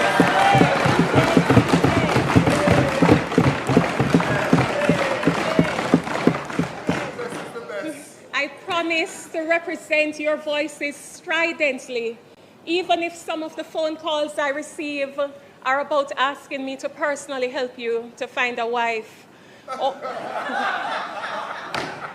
Or to personally reimburse you for the damage done to your vehicle by the potholes along Santa Cruz.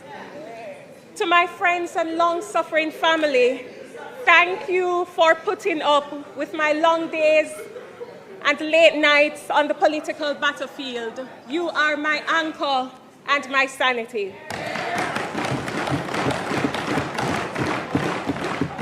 Madam Speaker, this maiden presentation is not mine alone.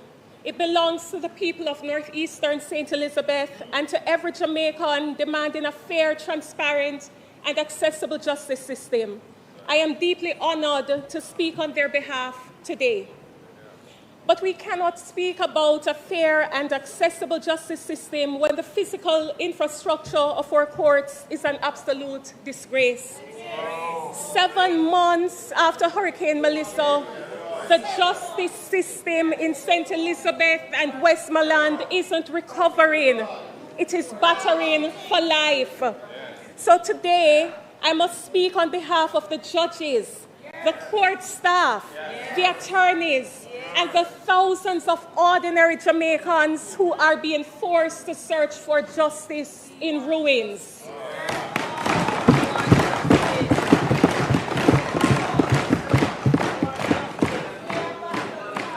Madam Speaker, let us look at the proud parish of St. Elizabeth, from which I now hail. The historic Black River Courthouse was battered by Hurricane Melissa. And what was this ministry's brilliant emergency plan? To cram the displaced staff into the Santa Cruz Courthouse, which was never designed to carry this capacity. Go to Santa Cruz right now, Madam Speaker. The conditions are utterly degrading. In January of this year, court staff were driven to fury because they were being forced to work in a building with no running water, no water for sanitation, no water for dignity. How can this administration boast of a modern justice system when our court workers cannot even wash their hands? Under this government, Madam Speaker, the wheels of justice aren't just turning slowly. They are grinding to a dirty halt.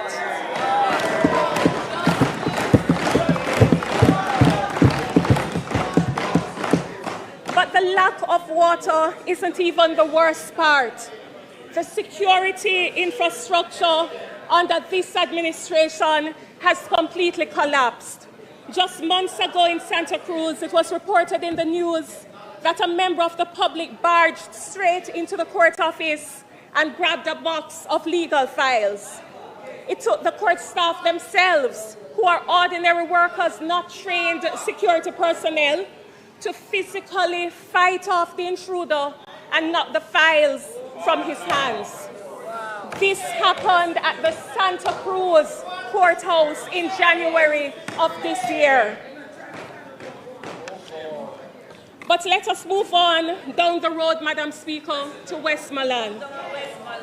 The Westmoreland Parish Court is out of commission.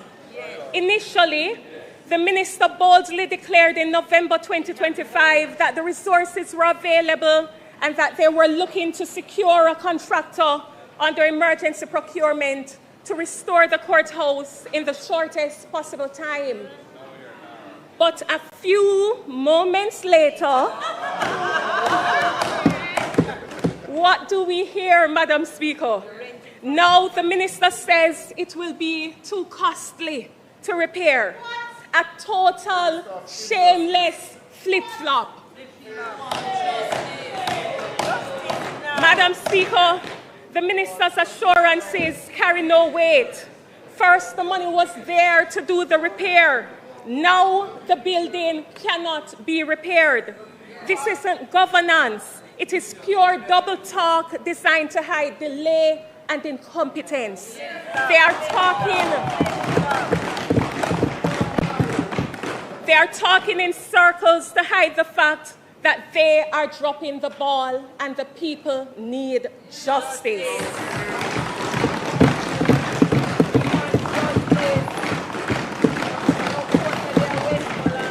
In light of the fact that the Westmoreland Parish Court is compromised, ordinary citizens are now forced to cross parish lines into Hanover to access the circuit court all the way in Lucy. Madam Speaker, think of the staggering economic punishment. Madam Speaker, think of the staggering economic punishment this inflicts on the people of Westmoreland.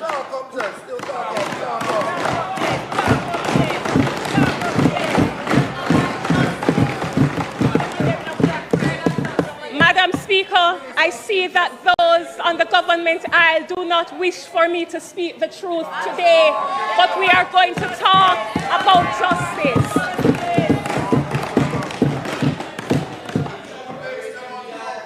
Think of the astronomical expense for jurors, for litigants, for lawyers who must find transportation and meals just to travel back and forth to Lucy day after day because there is no court in Westmoreland to accommodate circuit. Madam Speaker, this government has turned the right to a fair trial into an endurance trek.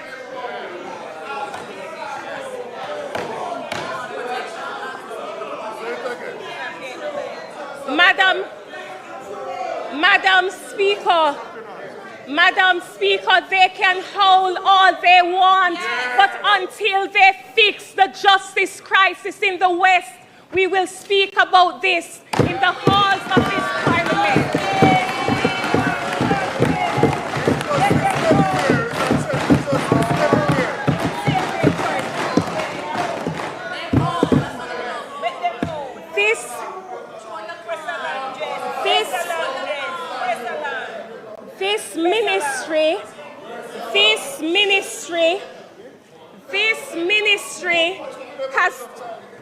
This ministry has turned the right to a fair trial into an endurance trek.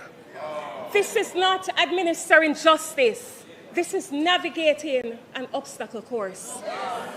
The Minister of Justice speaks about first-class justice system and modernization of the justice system, but I challenge the minister today, leave your air-conditioned office in Kingston, come down to Santa Cruz, come down to Westmoreland, work in a port where there is no running water, pay the taxi fare from Lucy, pay the taxi fare from Savlamar to Lucy, and tell the people why they should tolerate this injustice.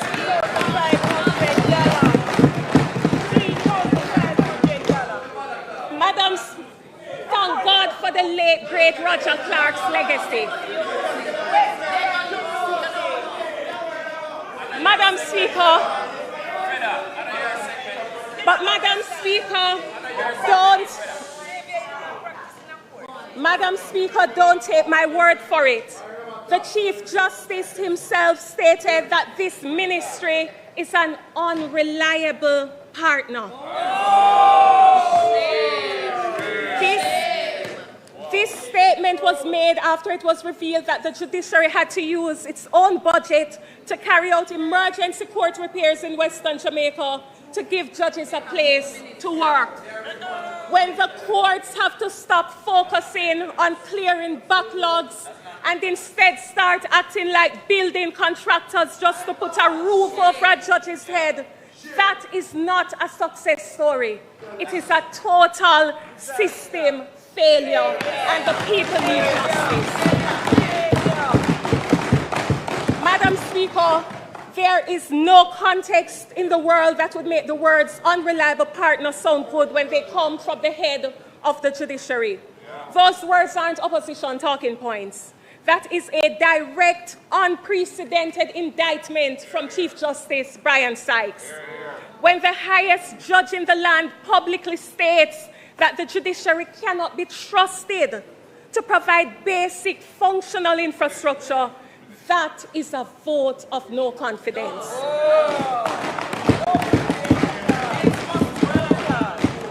Hurricane Melissa was an act of nature, but this delay in restoring our courts is an act of sheer incompetence. We are not blaming the minister for the hurricane. We are blaming the minister for the total absence of a recovery plan. It does not take 7 months to connect a water tank so that court workers can wash their hands. It doesn't take 7 months to post 1 or 2 police officers outside a courthouse to secure court files. Madam Speaker, if the Chief Justice of Jamaica can find the resources to fix the court infrastructure, what is the minister doing with his? And if he has none,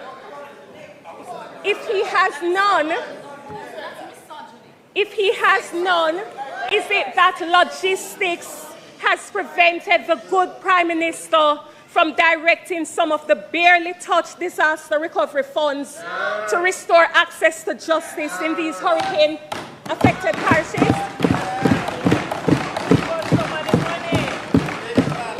I put it to you, Madam Speaker, justice under this government is a disaster in need of recovery.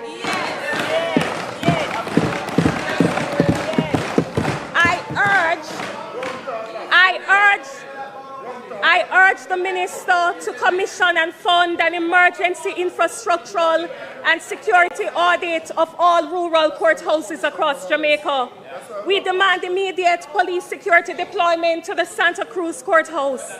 We demand clear timelines and urgent allocations for the construction of the St. Elizabeth and Westmoreland parish courts so the people can access justice. Madam Speaker, I turn very quickly to an issue that I dub the legal aid injustice. Too many ordinary Jamaicans are being completely locked out of the courts because this administration refuses to expand the categories of cases covered by legal aid. The legal aid framework is rigidly structured to primarily cover criminal matters. But what does the data actually say? The data shows that the vast majority of citizens requesting legal aid are begging for help with civil matters over criminal matters. According to the Legal Aid Council, 90% of legal requests received from members of the public are for civil matters, particularly divorces tied to incidents of domestic abuse. Madam Speaker, access to justice cannot be a half measure. When a government limits legal aid to a narrow band of cases, it effectively closes the doors of the court to the poor. We see the consequences every single day in our courts. Unrepresented litigants struggling to understand complex legal rules, overwhelmed judges trying to balance the scales, and ultimately a breakdown of public trust in the rule of law. According to the Chief Justice's Civil Division Statistics Report, over 16,000 new civil cases are filed in the parish court every single year. But the report also shows that in up to 70% of those civil cases, at least one party is completely without a lawyer, forced to face a judge completely on their own. Madam Speaker, it is a David versus Goliath battle where the state refuses to give David a sling, not even a stone.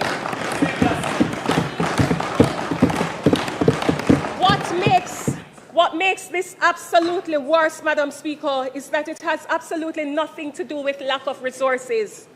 During the recent Standing Finance Committee right here at Gordon House, the Minister of Justice openly admitted on the record that the money is there. He proudly declared that the ministry satisfied all claims by attorney and has the fiscal space. Therefore, let us call it what it really is: a total lack of political will and complete indifference to the plight of the poor. The money is there. The budget has the space. The minister confessed that the funds exist. Yet this administration chooses to let those funds sit idle while poor Jamaicans are crushed by legal fees or forced to forfeit their rights because they cannot afford an attorney. The people do not want any more excuses, Madam Speaker. We do not want public relations mobile units that can only give legal advice but leave citizens defenseless when a civil trial actually starts. We demand that the government stop hoarding these resources, listen to the data from its own agencies, and immediately amend the regulations to expand legal aid categories to cover civil matters. Stop locking the poor out of justice.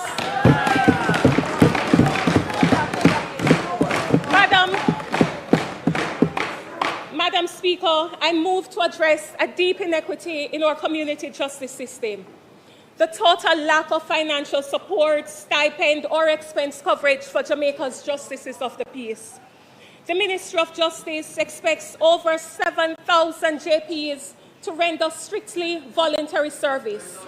They are forbidden. The Ministry of Justice expects over 12,000 JPs to render strictly voluntary service.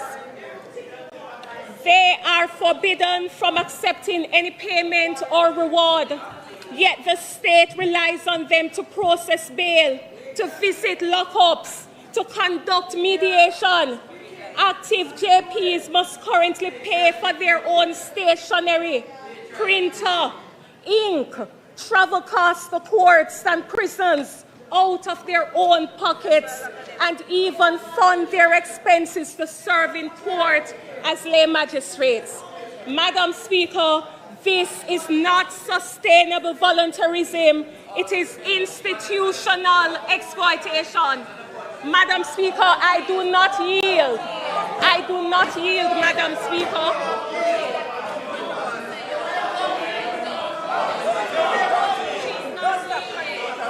Madam Speaker, the Minister of Justice continues Member to Jess.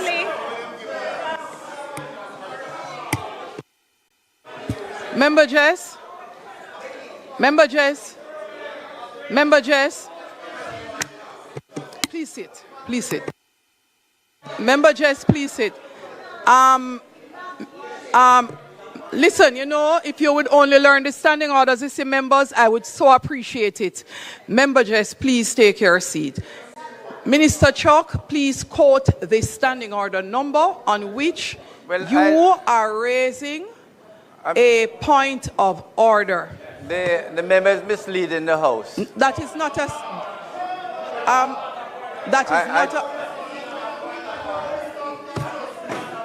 Go ahead.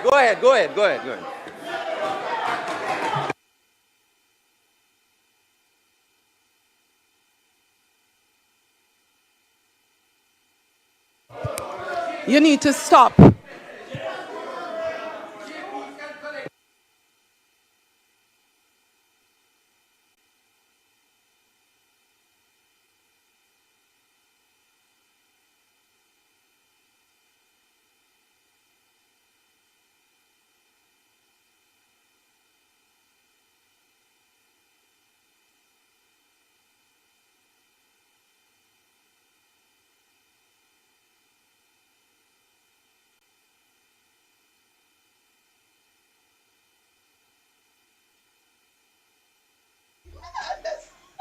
Juliet. Whop them up, Jess. Whop up it. Jess. The truth hurt. You fling a stone and lick dirty Member thing. Jess, I Right have neck not back. turned your Delroy mic on Chuck. so We are that your giggle off a time little does not picnic and get run. raped. And I'm using this Juliet opportunity to Owners, reiterate. one more time, go suck What out is your not a mother. point of order is misleading the House. Points of order are statements made in a debate that contravenes the rule of the House. And therefore, points of interruptions, which is subsection 2 or B, are requiring the member on their feet to sit and allow the courtesy of the other member saying what their point is of interruption or clarification. And so this is another teaching moment for us. In addition to which, since I've already interrupted the member on her feet, members, allow her to do her presentation as is required in silence in the House.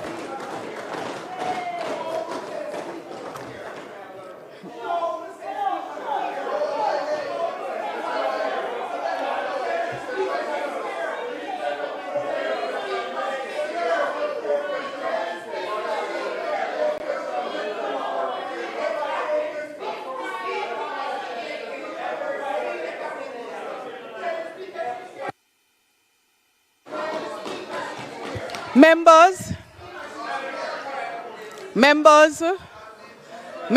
I am sure that I'll soon complete my research in dropping some additional instruments in the House that help us to hear all of these comments that I can barely hear up here. I'm sure the public would love to know what we are saying, and I would love to know too. Member for St. Elizabeth Northeast, you may continue.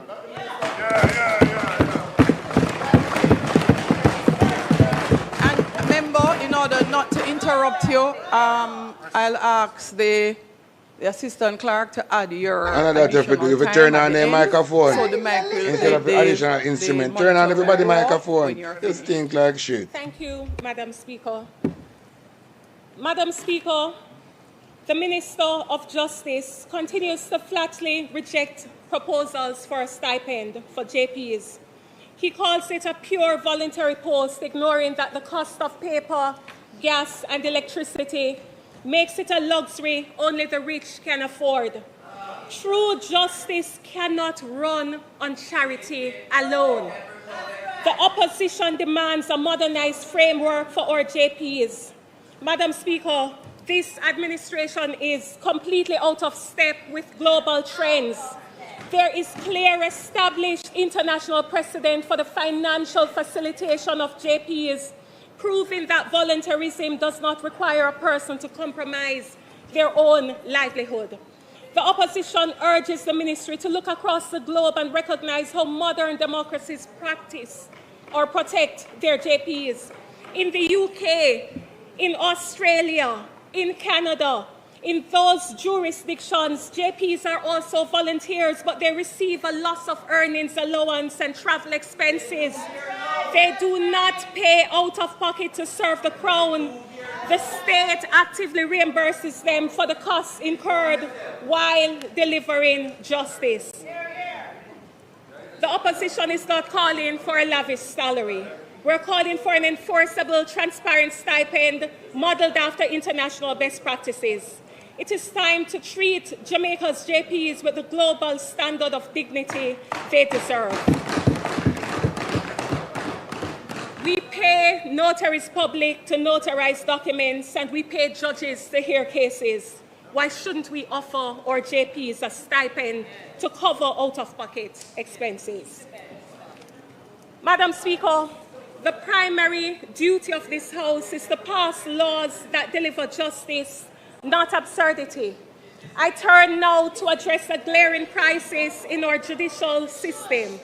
The firearms prohibition, restriction, and Regulation Act requires urgent common sense amendments. I would be the first to join any sensible effort to be tough on crime because it is a monster that must be tamed and eliminated. That said, it befuddles me as to why we would seek to use a hammer to hit a mosquito. This administration passed a law so poorly thought out that it has ceased to protect the public and has instead made criminals out of non-violent Jamaicans, including creatives. Just weeks ago, Madam Speaker, a music producer was slapped with a mandatory minimum 15-year sentence, not for a real weapon, but for imitation firearms used as props in music videos. Not a single bullet could ever leave those plastic barrels. Yet this government used a 15-year sledgehammer to crush a creative professional who posed no threat to public safety. A prominent defense attorney recently lamented the sheer absurdity of this regime by revealing that the state actually wasted time and precious resources conducting ballistic tests on a cardboard cutout of a gun. Cardboard, Madam Speaker.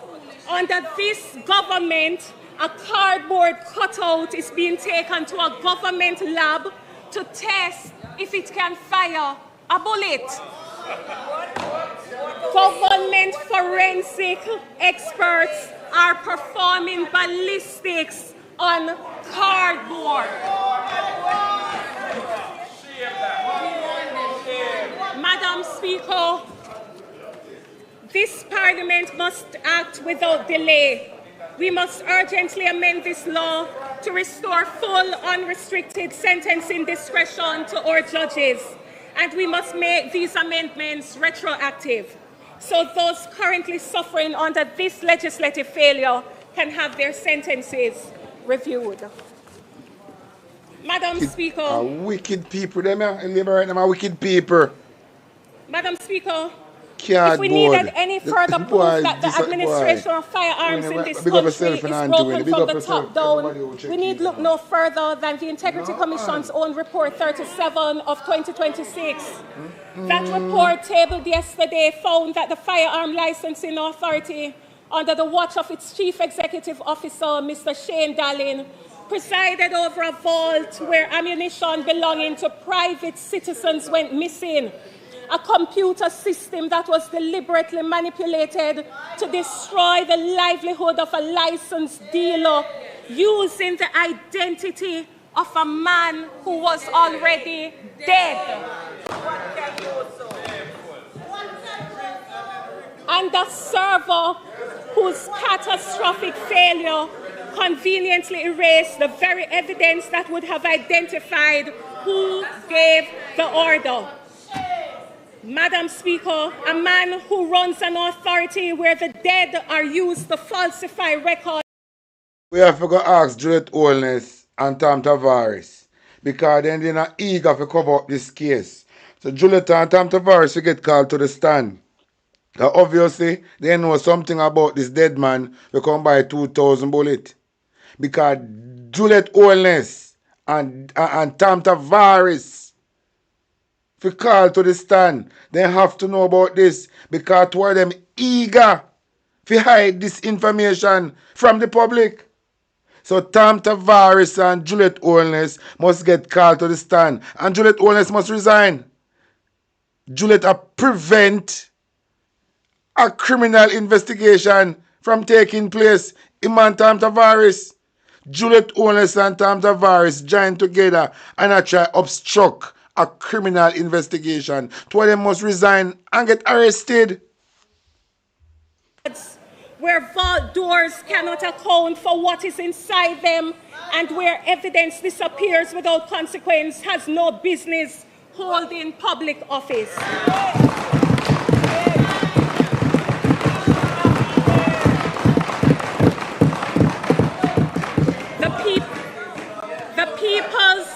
The People's National Party therefore calls unequivocally and without reservation for Mr. Shane Dallin to resign immediately.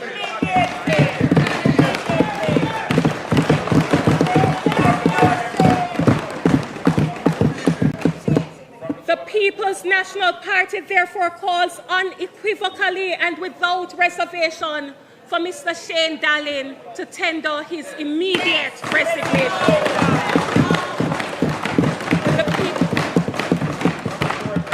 The people of Jamaica deserve leadership that upholds the law, not leadership that the Integrity Commission itself has found wanting.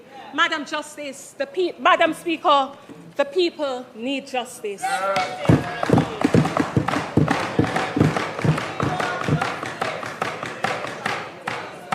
But Madam Speaker, justice is not about a sentence handed down in a courtroom. Justice is a lived experience. This administration likes to paint a beautiful picture of justice, but my job today is not to admire the paintwork. It is to open the hood and examine the engine. The engine of justice is making a rattling sound sparked by an alarming rise in police fatal killings. And let me be very, very clear. I will forever defend the police's right to defend themselves when faced with deadly force from criminal elements. But the latest Indicom data shows that 133 persons have already been shot and killed by members of the security forces since the start of this year alone. Madam Speaker, the engine of justice is rattling. This rattling requires us to confront the dangerous rhetoric coming from the very top of our justice system. Instead of demanding accountability, the Minister of Justice recently responded to these tragedies by declaring that the law allows police to use reasonable force, including deadly force, to stop a fleeing suspect.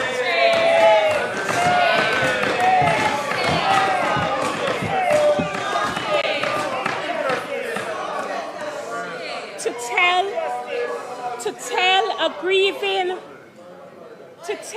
grieving, terrified nation that running away gives the state a legal right to execute you on the streets is a grave mistake. The engines of justice demand protection of the right to due process. The engines of justice demand a fair trial. The engines of justice demand the presumption of innocence. Running away must never become an automatic death sentence, nor can we allow the ministry to rewrite the law to justify street-side executions. Madam Speaker, equally troubling is the police commissioner's dismissive response. Madam Speaker, might I have your protection? Madam Speaker, equally troubling is the police commissioner's dismissive response, defending police failures as being viewed through the lens of hindsight. But when lives are lost, evaluating police actions is not an exercise in hindsight. It is a demand for foresight. It is a demand for training. It is a demand for the use of body-worn cameras, and it is a demand for basic human rights. When the police commissioner, in the wake of public outcry, tells rank-and-file officers not to become paralyzed by criticism, he is building a wall of institutional arrogance. He is telling his men that they are above the law, above the people, above accountability. Madam Speaker, the people need justice. Following the devastation of Hurricane Melissa, our people were promised relief. Donors sacrificed and gave generously to help families rebuild. Over 1.44 billion in cash donations poured into government hands. Yet according to the Auditor General's report, this administration only spent a measly, insulting 1.8% of those funds. While many Jamaicans are still sleeping under tarpaulins, while schools remain damaged, while small business owners are struggling to rebuild, millions of dollars sit idle in government hands. Only 1.8% has trickled down to poor Jamaicans who lost everything. Madam Speaker, the Prime Minister refused to admit his failure by stating that they wanted to get the perishables out first. Is this a confession, Madam Speaker? Is this a confession that this government does not know how to multitask?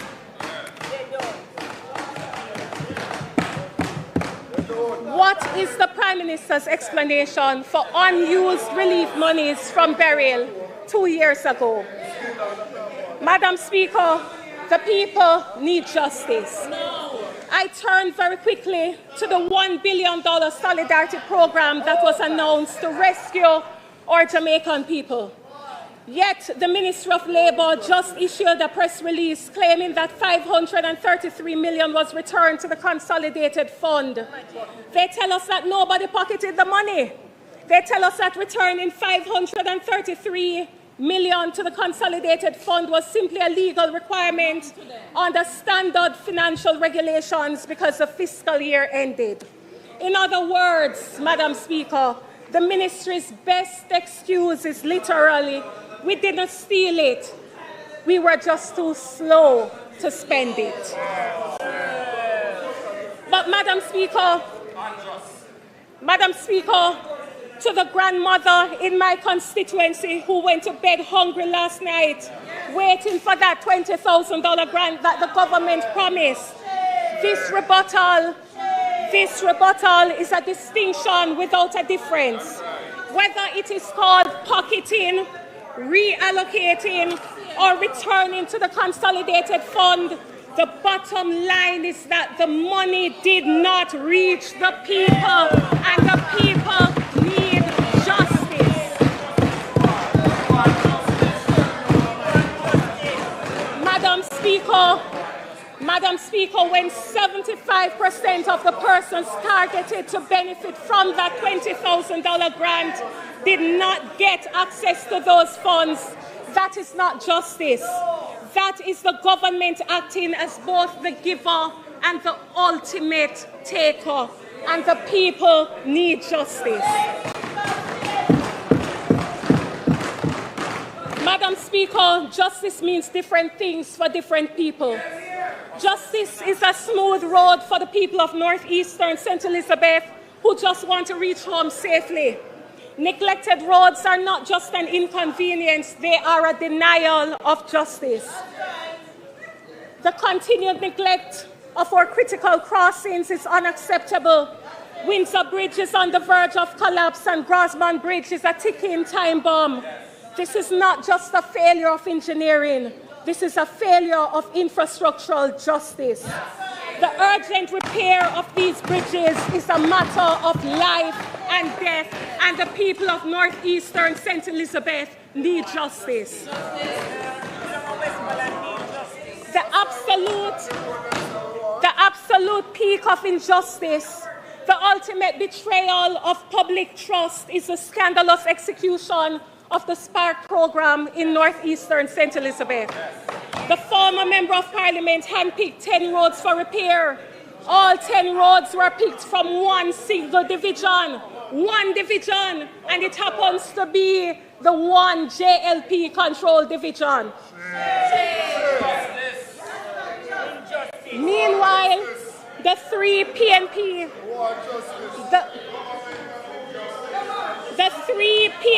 controlled divisions have been complete.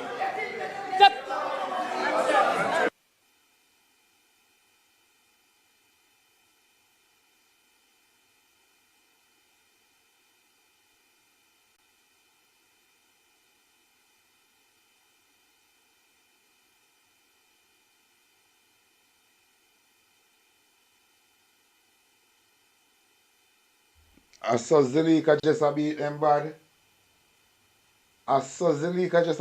bad. No, man.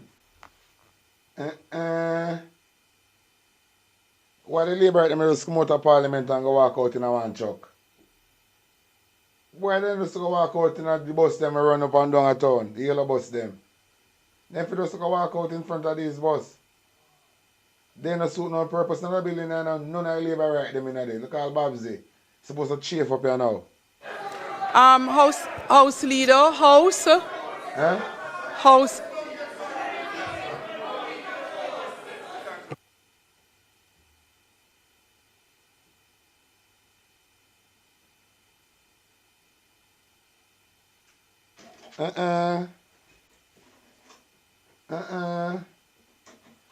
Look one flight green, boy, Nesta Morgan, if you're Humpty Dumpty. House leader, if the opposition does not stop, there will be no extra time given, even if requested by the House leader. So I would encourage the members of the opposition to please be quiet. And Miss Burchell, Member Burchell, could you kindly not do that? Let me go back to your member from South St. James. Inappropriate.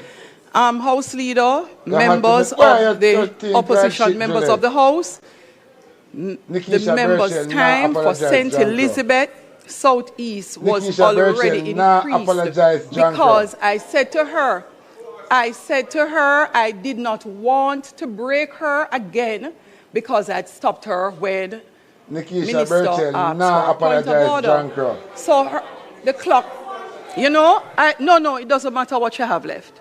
I am giving her 1 minute to wrap up. Okay, House leader, no additional time. No additional time. No additional time.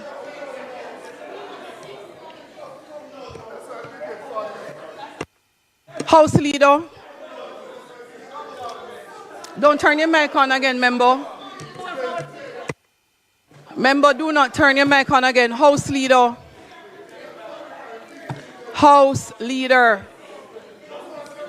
Juliet Owens. No, Juliet, go suck your man come out of the Parliament.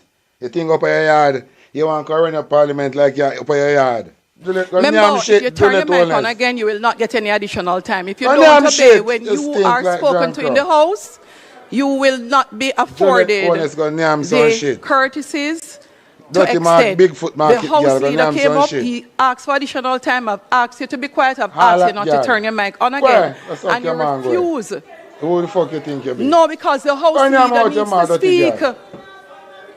If you're drunk, I told her not to turn it on. If you're drunk, you stink like. Where? Get out of here. If you're drunk, look how you look like some big lazy dog. If you have some big lazy House dog leader, in a garage. please turn your mic on. If you have some big lazy dog in a garage, you stink like Madam shit. Speaker, I'm asking that the member be given 2 minutes to complete her presentation.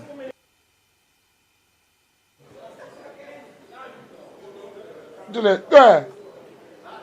You stink like shit. You say if you have some big dirty lazy dog in a some old garage. Members, so you hear, I extended the member's time already. And I asked the member to take her seat and do not turn on her mic. If you have prison pussy, you cover up corruption from FLA. By the instructions. You have Tavares. No one Jamaica knows the FLA has sent gunshot to Desmond. Where you stink like shit? Those in favor? Those against? The ayes have it. Member from St. Elizabeth Northeast, you may proceed. Turn your mic on. Suck out your mama Juliet Owens and go. You and Tom Tavares are cover up secret for dead man and buy a gunshot 25 days after and dead. Suck your mama Juliet Owens. The 3 PNP-controlled divisions in northeastern St. Elizabeth have been completely left off the Spark program. Not one single road was selected from the Braze River Division. Not one single road was selected from Silo Division. Not one single road was selected from Balaclava Division. Not one. The 3 divisions represented by the People's National Party have been completely starved of resources on the Spark. They have received 0 road allocations on the Spark. This is not justice. This is political victimization. This is the weaponization of public funds. This is the weaponization of public funds to punish people for how they vote. It is corrupt, it is malicious, it is a dangerous denial of justice to the thousands of people in northeastern St. Elizabeth, and the people need justice. Madam Speaker, we envision a justice system where if you run in fear from a system that terrorizes you, you are not executed on the streets. We see a Jamaica where top-paying jobs in multi-billion-dollar state agencies are distributed by merit and not by DNA. True justice cannot exist when the hiring process somehow conveniently narrows down to a branch on the family tree. Justice belongs equally to the farmer in Monique, the vendor in Santa Cruz, the fisherman in Black River, and the child growing up in every district across this country. Under the leadership of Mark Golding, that is the Jamaica we seek to build, and that is the fight we will wage from the halls of this parliament to the streets. Madam Speaker, even the late great Bustamante would agree that this administration is not practicing equal rights and justice. I rest my case. Hot tile. It's so quick, you lock off the mic. Hot tile. You suck out on the mango. Dread Coolness, you're junk or dirty girl. You're on Tom Tavares. I deny Jamaican fan knows the FLA sell gunshot. 2,000 gunshot to dead man. Madam Speaker, I want to thank the member from St. Elizabeth Northeastern for presenting. You don't know how much people dead in a Jamaica out of them the gunshot. The gunshot with Juliet Only and Tom Tavares. No one Jamaican people know say FLA. I sell gunshot to dead man. Juliet Only go suck your ma. Come out of the speaker chair, John Crow. Tom Tavares go suck your ma. You need to resign, pussy, and get arrested. And then they need to investigate Tom Tavares. Look more about the same two gun when claims are missing out in gun case, because we all know Tom Tavares son and lies and known hit gunman. We get killed just the other day by police. And we here said dead man I buy 2,000 2,000 gunshot, you know. A whole heap of gunshot that, you know. Juliet Only and Tom Tavares hide the secret, you know. Juliet Only and Tom Tavares, I must one out of the two of them, leak this information to the FLA. They try black this thing in a court so Jamaican people can't hear say after one man dead, 25 days. Then say people rise in a 3-day time. But this a man rise and 22 days go splurt and come back. Come buy 2,000 gunshot and get it for buy. And them a try destroy the evidence. And that Juliet Holness and Tom Tavares decide say they don't want Jamaican people know say them a FLA sell gunshot to dead man 25 days after him dead. And this Bigfoot harlot bumbleclot orange girl still sit down now with blood clot parliament but speaker of the house. Hot tile upon your blood clot dirty Juliet Warren Holness. Suck out your mother. If Mark Golding never did threaten say I'll carry this thing out court and sitting. And he said, but who don't know say dead man a buy a gunshot. And this is the first case we hear about. Because if dead man, if JLP government, if Andrew Holness government know say dead man can buy a gunshot, the question we need to ask, how long dead man a buy a gunshot for the labor right them? How long FLA sell gunshot to dead people? That are the question we ask. And at one time, hold on now. Hold on. Let me save this thing. And all the members who presented today. Madam Speaker, I now move for the suspension of the standing orders to enable me to take the motion, notice of which I gave earlier. And this is in reference to the BOJ statement and quarterly monetary policy reports, to referring it to the Standing Finance Committee.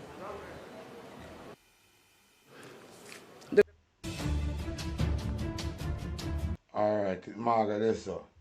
But can I believe my viewers and subscribers who are in Juliet Holness and Tom Tavares a try black we for knows the FLA a sell gunshot. Not one gunshot, 2,000 gunshot. You know much, hey. So all of the shooting them were going with the police them are going and do. Out of that 2,000 gunshot. Because a politician, a politician get that 2,000 gunshot, They give them gunman police and then gunman when they have in the street, Saying, so Juliet Holness and Tom Tavares now try to keep this type of secret. And then in our blood clot parliament about his name, House Speaker. Me say me begs about this so fuck.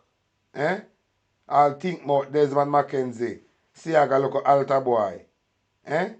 See I got look at altar boy. Now come with him so good mouth. About people respect Madam Speaker.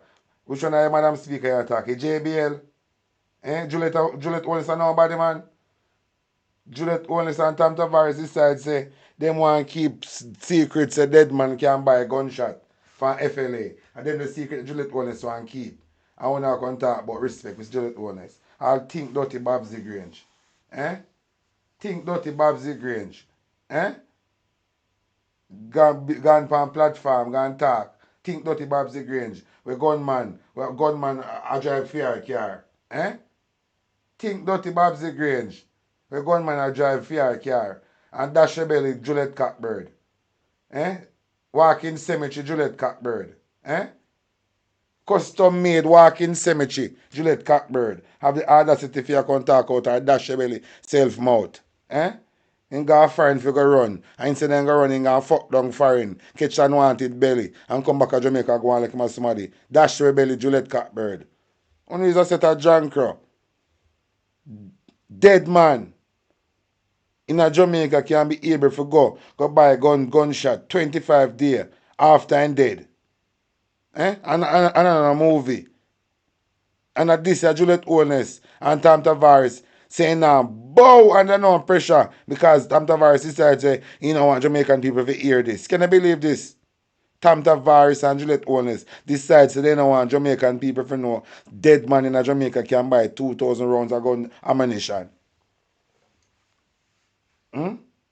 Anyway, moving on.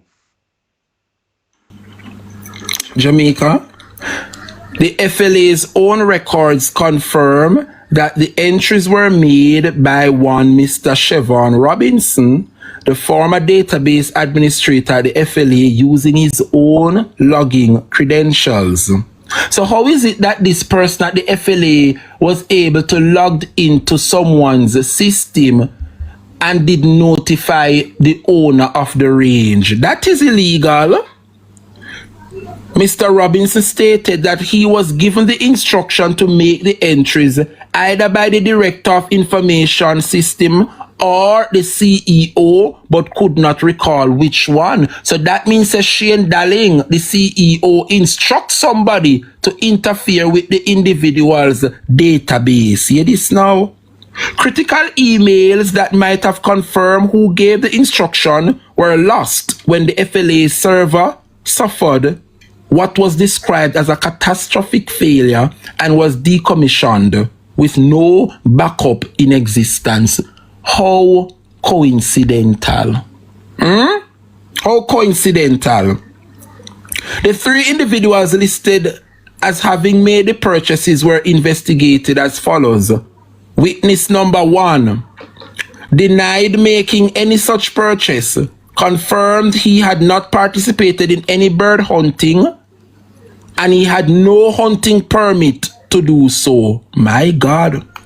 So how this a person who work for the FLA put this on the man system and authorize him to do such thing? Witness number 2 denied making any such purchase, confirmed he had never participated in bird hunting and had never purchased bird hunting rounds, had no hunting permit The third witness confirmed by the Registrar General Department to have died on the 16th of June, 3 weeks before the entry was made in July. At the time of the entry, this person was also only in possession of a temporary firearm license, which could not have permitted any ammunition purchase. Mighty God, the most serious finding here is that an FLA employee entered records of ammunition sales involving a deceased person, 2 individuals who deny any involvement, and persons who lacked the required hunting permits. The commission concluded this was a deliberate manipulation of Mr. Kent Brown's account. The Director of Investigation stated this constitutes a breach of Section 5 of the Cyber Crimes Act. Jamaica, no hear them as something, yeah? So Shane Darling, him sit down there, you know, and them as something come out, breaches of the Cyber Crimes Act, you know. Hear this apart here now. Allegations of corruption against the FLA staff. Allegation that John Elliott paid $500,000 under the table. Mr. Elliott died in July of that year, shortly after the investigation commenced. Without his testimony, the allegation could not be proven or disproven. So, Mr. John Elliott, who is a licensed firearm holder, who has his own business, was being extorted to pay the FLA $500,000 under the table for him to continue to get his license to operate. Wow. But the man passed away. So when the investigation started, the Integrity Commission could not investigate the man, but the man made a report that this was what was happening to him. This is bad, Jamaica. This is terrible. Allegation that an FLA officer called Mr. Carter was receiving kickbacks. No findings were made. This allegation was not substantiated. Allegation that Ellsworth Column demanded $2 million from Mr. Kent Brown. Mr. Brown stated he received a call from a private number from someone identifying himself as Ellsworth Column, demanding $2 million for the business to continue operating smoothly. Mr. Column was confirmed to have been a compliance and enforcement officer at the FLA. However, the Director of Investigation was unable to make a definitive finding in support of or against this allegation. So that means, even though the investigation didn't prove, say this is Smaddy and Mr. Column demand $2 million from business owners to continue operating, you know. You cannot say it is not true, because somebody made an anonymous call to the Integrity Commission and said that somebody down at the FLA by the name of Ellsworth Column start the business and said if you pay $2 million. This is another start, you know, Jamaica. Another excursion. This is another $500,000 from Mr. Kent Brown. Somebody else called the Integrity Commission and said somebody down at FLA and start them. And said if you pay $2 million. Anyway, when they contacted or tried to contact, the investigation proved, say yes, somebody down at the FLA near Mr. Column, for true, but they cannot prove whether or not the call was made. It's just a pity that when the person got the call, they never record the call, because the investigation proves that somebody down at the FLA named Column for true, we call and I tell them say they want $2 million to continue. Give them, Jamaica, this is serious, you know? This is serious. The legal observation here is that the Corruption Prevention Act makes it a criminal offense for a public servant to corruptly solicit or accept any money. If them really want to know if the call make for true, Darrell Valls is the right man. Darrell Valls can know if the call make for true, if they want to solve this mystery. Darrell Valls can find out if the man make the call for true. Because Darrell Valls know how to get this information. Gift or benefit in the performance of their public functions. If the allegation against Mr. Callum were proven, it would constitute a serious criminal offense. The failure to resolve this is a significant gap in the investigation. So you see that? The Integrity Commission could not resolve this accusation, you know. But you cannot say the incident didn't happen because this person received an anonymous call from somebody down at the FLA. Remember, this person you know who work at FLA, you know. But the individual was told, say somebody named Callum is making this call and they have to pay $2 million for them to continue to get their annual license. So when the investigation went down at the FLA and start the investigation, it was confirmed that somebody worked down the fichu named Callum. So the individual, though they passed away, yeah, there is fact to this. There are facts to this, Jamaica. It gets worse. The missing firearm and ammunition.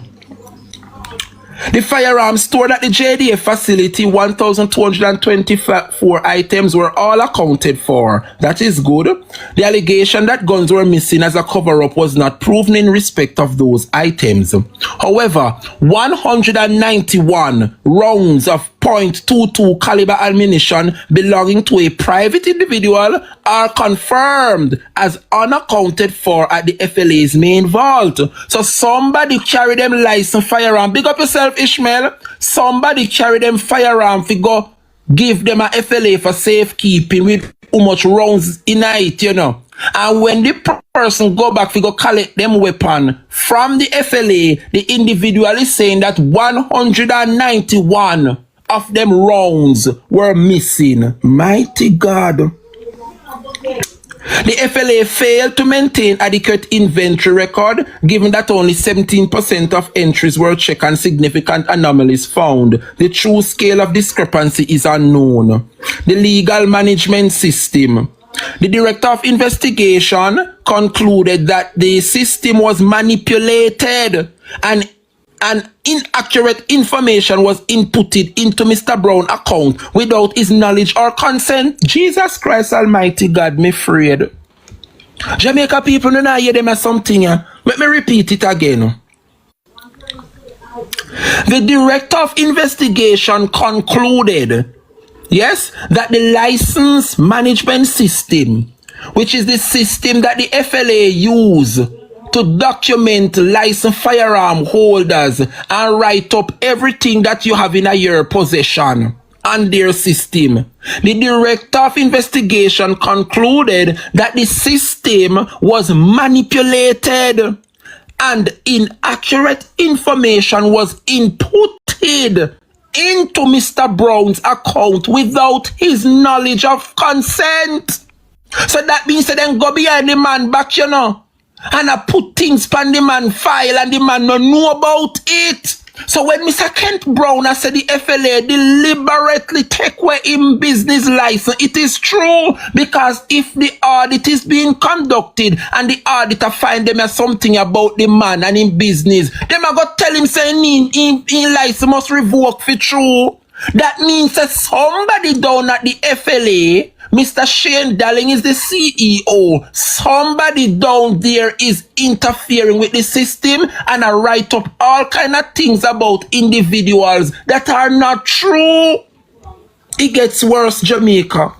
The false entries involved 2 living individuals who denied making the purchase, a deceased individual whose death predated the supposed transaction, and individuals who lacked the legal permit to purchase the ammunition in question.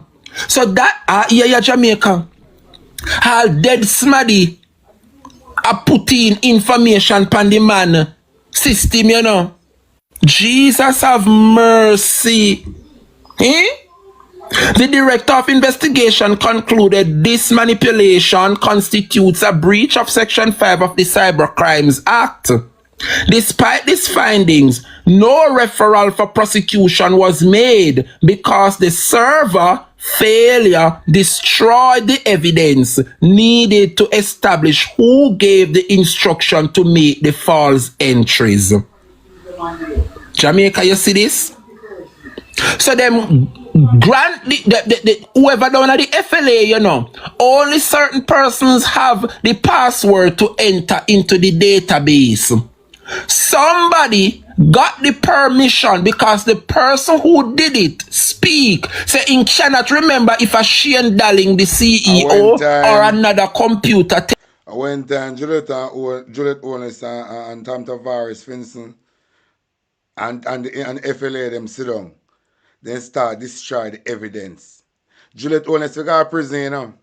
The Prime Minister wife of Jamaica forgot prison, you know. I mean, I call upon Jamaican. Juliet Owens is compromised. And Juliet Owens protect and cover up corruption as the Speaker of the House. Juliet Owens aid and betting in a criminal activity. Juliet Owens bring the Parliament in a disrepute. And so much things Juliet Owens do. We have enough. And Juliet Owens now to launch a campaign for Juliet Owens resign. We have enough. We can build a case around Juliet Owens now. We can build a case around Juliet Owens and remove her. We have enough evidence to show us that Juliet Owens is corrupt, compromised, and one-sided.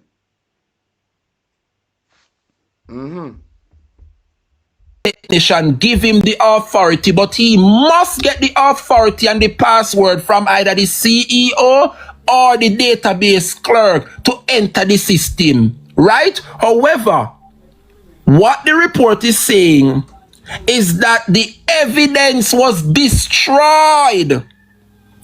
The evidence was destroyed in Jamaica because the server failure destroyed the evidence needed to establish who gave the instruction, because every single time you log into the system, you must identify who is logging into the system. This individual cannot log into the system without the authority from the CEO. And Mr. Shane Darling, or because we now put the blame on Shane Darling alone, you know, but the gentleman who went into the system made it absolutely clear that either one of the two individuals gave him the authority to do so. One is Mr. Shane Darling, the CEO, and another gentleman. So then can't blame the individual from going into the system. So that means that Shane Darling used one of the staff to go in the database to corrupt Mr. Kent's information in the database. This is a criminal act.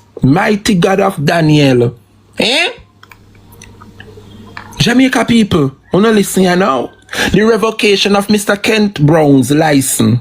3 revocation orders signed by the FLA board chairman on February revoked Mr. Brown's gunsmith license and 2 firearm dealer license. The stated reason was that circumstances uncovered during the FLA's own investigation rendered Mr. Brown unfit to hold the license. So you see that? Them set up the man. Jesus have mercy. Them set up the man, go pan the man record, corrupt the man record, put information pan the man record where him not even have no clue. Then go behind the man back and corrupt the man database and insert information that the man has no knowledge of. And then when the FLA that do their own audit now, they know what they put pan the man record, you know, and use it against him to take away his dealership and his license. The FLA must be held accountable. Mighty God of Daniel. Jamaica, it gets worse. The Director of Investigation concluded that the revocations were lawful and the FLA did not act outside of its statutory authority. Yes! Yes! the report is going to prove, say, the man do something wrong. Because, Jamaica, can you imagine? It's like you give somebody your password if you go in your phone, you know, and text John Brown, right? If an investigation is being launched now, you can't prove, say, I know you text John Brown, you know, because nobody know have your password if you go in your phone. And that Shane Darling and the people them down at FLA do, you know, then go in at the man database and corrupt the man database and put in information in there, knowing damn well say them are going to do them own audit. So when them go do their audit up at the man range now and up at the man business place, then say, Kuya, what is in front of you, what is sir? The poor man can't explain himself because of him database, them pull up and find the information in a later on now. Things are bust out down at the FLA and sure say as somebody down at the FLA got the permission from either the CEO or another top boss down there to go in at the man database and corrupt it and put people, say man come at the man business place, come shoot down bird and do the things and collect how much 6,000 round of ammunition, and the man say on that day where them put in at the system, in range not open. His range was closed on that day. So they would have done anything to sink Mr. Kent Brown. Jesus have mercy, me blood around coal. Here you again.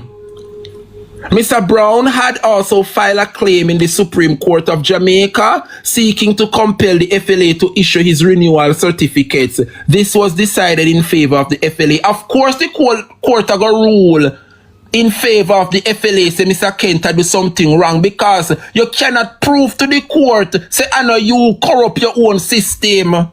That is the reason why the Integrity Commission is so important, Jamaica, because you see what them do? They mash up the man to business, you know, and try to sink the man and take away in license from operating in own business. And damn well know, see, them set up the man and them put somebody if he corrupt the system and put things in a man database and the poor man no have no knowledge of the fact. We're talking about the Jamaica Labour Party.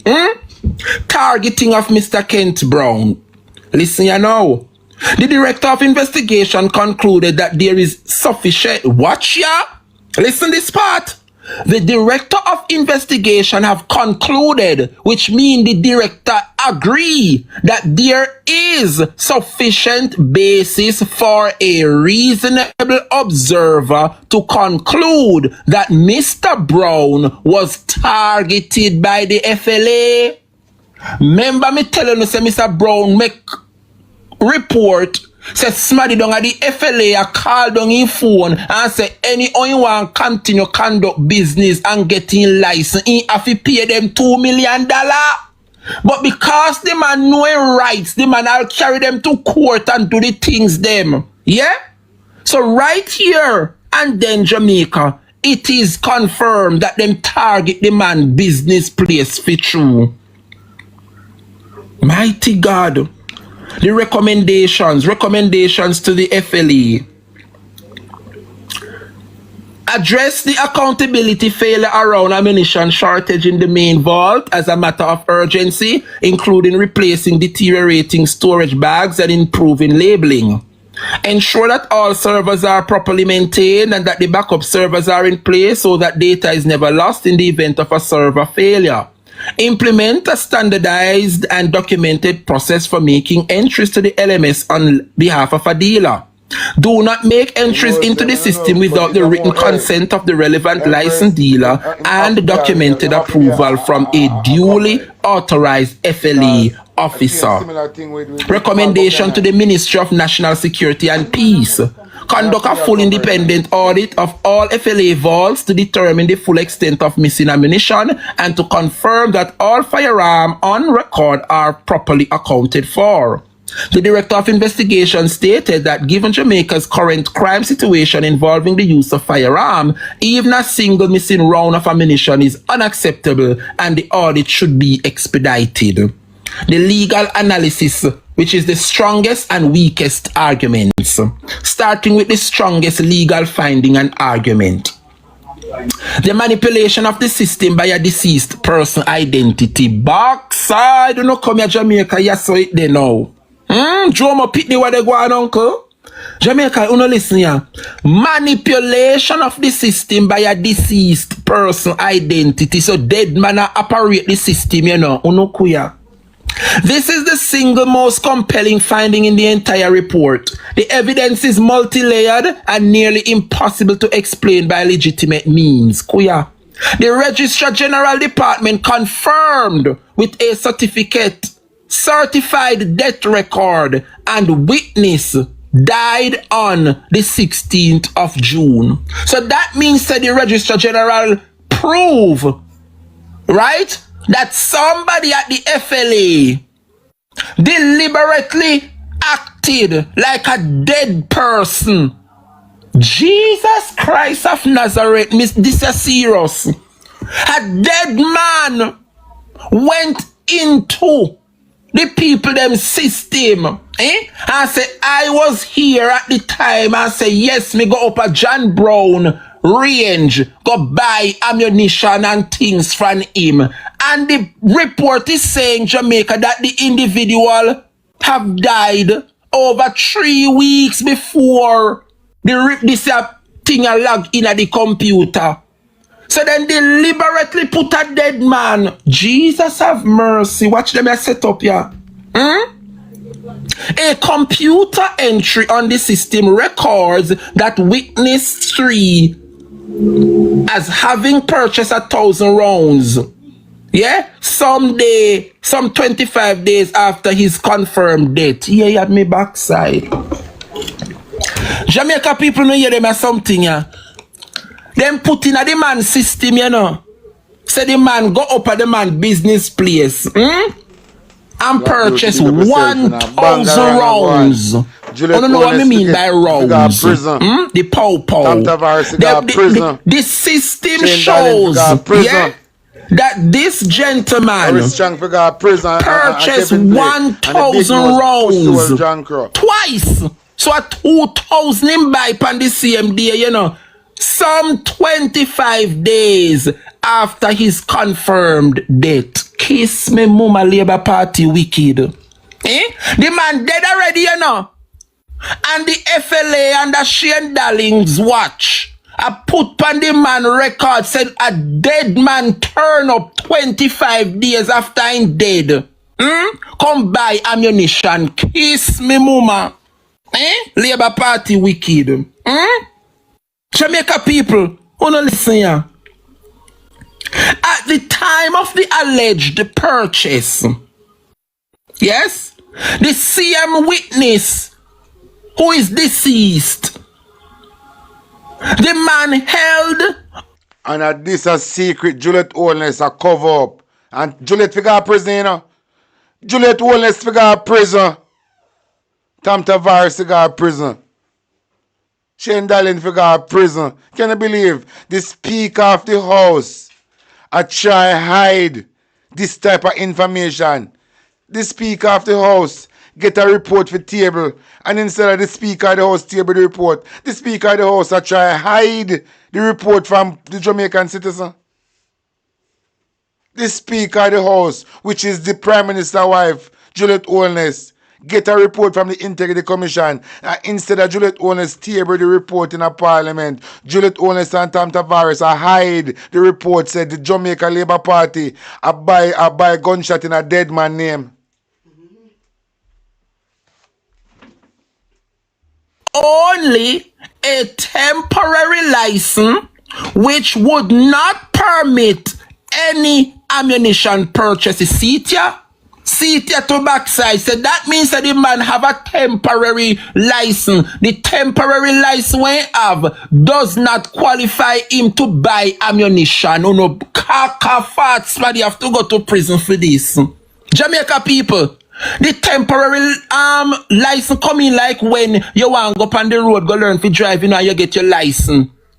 You can't dep on the road that drive up and down with learners, you know. You have to have somebody beside you with a government issued license to say that yes, this person is fit and proper to drive. You can't just step on the road with learners so and somebody they beside you with a legitimate license. Yeah, go to prison for it. So what this is saying, Jamaica, is that the person which are them accused to go up at the man place go buy 2,000 round of ammunition, who the Registrar General show say he has passed away. 25 days after the man dead and gone, the record shows say the dead man go up at the man business place go buy weapon and ammunition. Kiss me, mama. And them have something your Juliet always protect. Eh? You no listen here. He had no hunting permit for that season. The FLA's own record confirmed the entries were made by a former employee of the FLA using his own logging credentials. See it to backside. I saw it there, you know. I saw it there. From a litigation standpoint, this evidence is extraordinarily strong. It directly and irrefutably demonstrates that false data was entered into a government computer system. It supports a finding under Section 5 of the Cybercrimes Act and potentially under the Corruption Prevention Act if the purpose was to damage Mr. Brown's business or to set him up for regulatory action. This is no innocent explanation. Mighty God, me dumbfounded. There is no innocent explanation for recording a dead man as purchasing ammunition. Juliet Holness must go to prison for covering up such a report. Jesus have mercy. The strongest finding, which is accountability failures at the FLA vault. Listen here. The Director of Investigation found SSA laptop then take you away. If we cover up the left non trace. Then kill Barbara Gale, through Barbara Gale find out about the politician and a thief taxpayer money. And what them do again? Then so much things then do, you know. So much things then do. When the boss out say Andrew is a thief taxpayer money, then come with false alarm, say bomb threat, public mischief. Saying, now see it there. True, this news a breaking news, you know. Say the Jamaica Labour Party a buy gunshot in a dead man name, 2,000 rounds and more too. Saying the DPP, who is a Labour right, a release now say the police will shoot Bojo and get charged. She want the Bojo case now to override. Say the Jamaica Labour Party a buy gunshot in a dead man name. The DPP if you move your pussy hole and go to, you know. The DPP I try use the Bojo case, so them plan it, you know, it's strategic. Yep. So the police then just throw the police under the bus, I don't care. Just to override, say, Andrew Holness' wife, which is Juliet Holness, and Tom Tavares, we say him last film gun them, you know, film gun get stolen, you know, out of film gun case. And the whole world knows that Tom Tavares' son, a known gunman, a known murderer, a known hitman. And the thing about for Tom Tavares' case, Tom Tavares never want the media too much in our business. Tom Tavares never want the media too much in our business. And for the simple fact of the matter now, for a case like this where dead man a buy gunshot, Tom Tavares say in now bow. He take oath in a parliament say now bow and no pressure.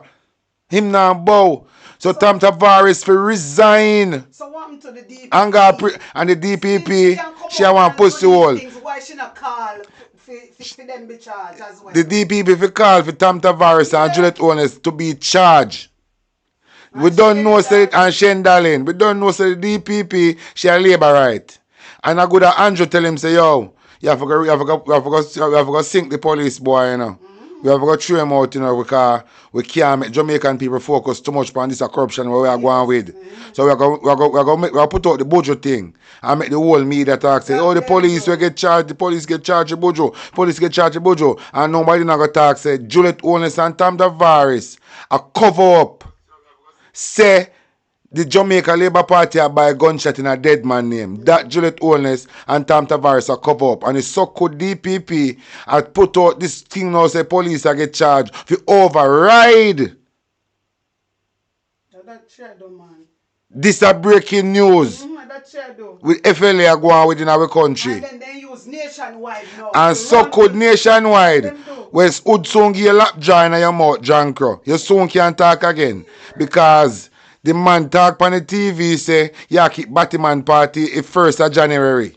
And him say Nigel Clark was a member at that Batman party. So nationwide, few days are number, man. Few days are number. Because sooner, very soon, Andrew forgot blood clot prison. The DPP is a Jankro. Just because the DPP want override, said Juliet Owens and Tam Tavares to try cover up for the FLA where sell gunshot in a dead man name. Dead man a buy gunshot. So the DPP now a choke this and now about policeman in a Bojo shoot murder has been charged.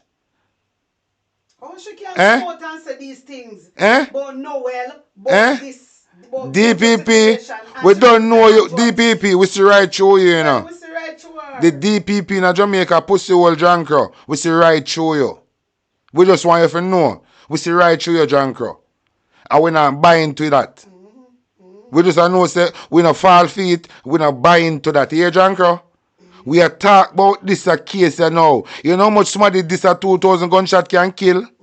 Kill how much it kill? We see police them go murder 2 brother. We don't know if out of the 2,000 gunshot, them a criminal police I get the me don't know who will supply them out of the 2,000 gunshot. See the police them out of the 2,000 gunshot, then go kill 8 somebody at Cherry Tree Lane. And make it look like a gunman and go back around and go kill one next youth pan camera out of the 2,000 gunshot. And this thing so could more DPP want to use Bojo case now for override. This a case with the FLA. And the same thing come out we do with DPP, as me I say. DPP, continue. Yes, that there is a clear and documented failure by a public body to maintain proper custody over items entrusted to it by private citizens. Firearms and ammunition belonging to license holders are being stored in deteriorating bags with unreadable labels. You hear them a same thing in Jamaica? Deteriorating bags are stored the ammunition, them and weapons. With labels with the penny where you can no longer read. So that means that me carry my weapon come give you and you label it say me it belong to John Brown and this is the particular weapon within the bag.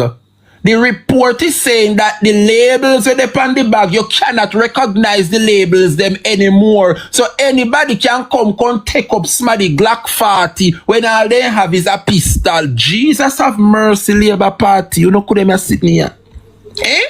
Could there be something here? The firearm and ammunition belonging to license holders are being stored in deteriorating bags with unreadable labels. The electronic records and the physical reality do not align. Yeah. Only 101 of 714 physically examined entries appeared on the electronic system. Kiss me, mama. So 714, weapons in a bag. That means that 714 Jamaicans entrusted the FLA to keep them licensed firearm in the vault. 714 is there, you know. However, when the Integrity Commission go down at the FLA and do their audit and go in the vault, they find 714 weapon in the vault for true. However, before the weapon them can reach in the vault, you have to put it in the system in front of the individual who this weapon belong to. When the Integrity Commission do their audit, them find say only 101 of the 700 and blouse and skirt 14 weapon is there on the system. Kiss me, mama. Ivan Wilson no hear them at judgment when they take place in the country. So that means say over 600 weapon is unaccounted for as Shane Darling sit down there CEO. Jesus have mercy, me say me blood a run cold a read them or something. Yeah, again. 191 rounds of privately owned ammunition are confirmed. That is why I tell you say Juliet Owens cannot stay as the Speaker of the House. Juliet Owens cannot sit as the Speaker of the House. And Jamaican people in the diaspora, we must do everything in our power to remove this blood clot market girl. We must do everything in our power to remove this Jezebel. Juliet Owens is a Jezebel in our parliament and she can't stay no longer. There's no place in our parliament for Jezebel. Juliet Owens will get locked up, resign and get locked up. You see the magnitude of corruption with Juliet Owens and Tom Tavares. I try to cover up Juliet Owens as the Speaker of the House. The Speaker of the House will say she run on a party ticket, so she have a bias. The Speaker will get this report over 2 months. And if Mark Golding never did come out and say nothing, should I lay egg pan it? Should I lay egg pan it? See there? The FLA, them a destroy evidence. Them a destroy evidence and I try black it in a court. With the help of Juliet Owens and Tom Tavares. I don't know, you know. Mark Golding, we the people of Jamaica, we can't work with Juliet Owens and Tom Tavares then compromise, and we strongly believe that Juliet Owens and Tom Tavares will get arrested based on what them do. Remember, you know, Tom Tavares say him not bow. He not bow and take no intimidation for table no bill. Him and Juliet Owens both take the decision not to table this bill. Can you believe this? Tom Tavares admit, say both him and Juliet Owens both come to a conclusion, say they are not going to table this bill. Jamaican people must not hear say Jamaica Labour Party a buy a gunshot in a dead man name. Tom Tavares and Juliet Owens decide that on their own. Shane Darling, Juliet Owens, Tom Tavares, these three fucker get arrested. And Kevin Blake to an arrest Chang. Because the FLA is supposed to come under the Minister of Justice, not so? But at this different arm. These people get arrested. But you know me just say. So, Cliff Hughes wanted to talk about there's no criminal charge. Cliff Hughes go suck your ma. I go suck Andrew cock. Yeah, run out to come talk about no criminal charge. No criminal charge yet. No criminal charge yet. But Juliet Owens and Tom Tavares must be charged.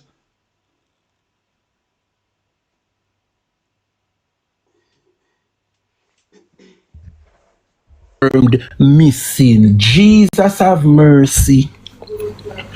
Remember one pow can analyze, you know, that Jamaica and 191 personally. So that means say somebody carry their weapon go put into the hand of the FLA for safekeeping. Maybe the person that travel go foreign and they don't want to leave them licensed weapon at home because you cannot trust people. So they carry it to the national regulating body where the government put in place for safekeeping. And the man carry in.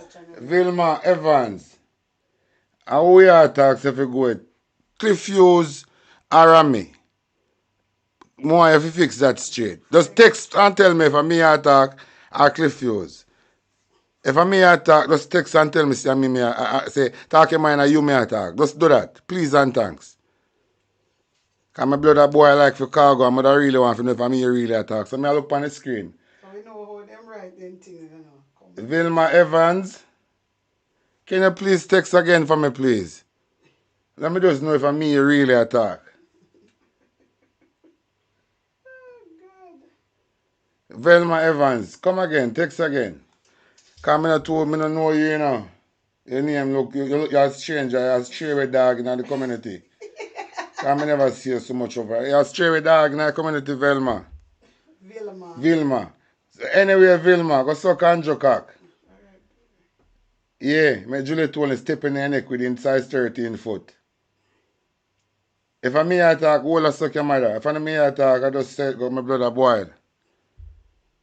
Weapon go put in the hand of Shane Darling. And count it off and say him have X amount of power, X amount of rounds in him weapon. When the man go about in business and I come back now for collecting weapon, 191 rounds them unaccounted for. And the record is there to show that John Brown, the owner of a pistol or... I remember in 2022, you know, Peter Bunting did not tell himself to move Shane Darling, you know.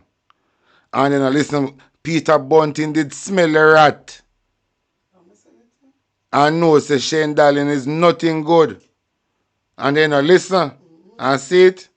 Dead man a by a gunshot. Juliet Holness and Tom Tavares I try to prevent justice. Jamaican people can get justice. A Bigfoot girl and a house lizard boy will put their hand on the Bible. Say them are going to uphold the Constitution and the right by the citizen of Jamaica who send them going to that place to represent them. These two drunkro put their hand on the Bible. And the moment they go in a parliament, they go off track and do something different. Can I believe say the Speaker of the House would have really aid and betting in this type of criminal activity? This is more than we meet the eye now. Is either this 2,000 gunshot Andrew Wallace get them for buy. Why our Tom Tavares, Finson, why two of them go so hard to protect this, to cover up this? Me have to wonder if Andrew Wallace go buy in a dead man name. That's Juliet Owens and Tom Tavares I go so hard. Or Tom Tavares buy it in a dead man name. Why the two of them I go so hard to cover up this? This not normal, you know? This not normal.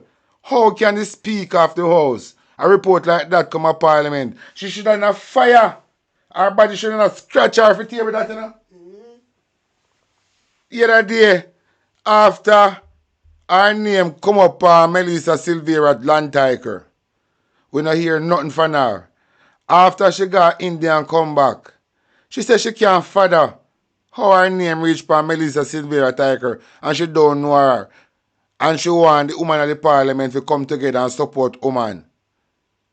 And she have to make up her mind to do good. She have to make up her mind to do good. This is the lady now. When name get mixed up in a people land. Come now. After a man name mixed up in a charity funds, taxpayer money out to go to prison and bribe every judge in Jamaica who willing to take bribe. Buy out every police in Jamaica who willing to take buy out.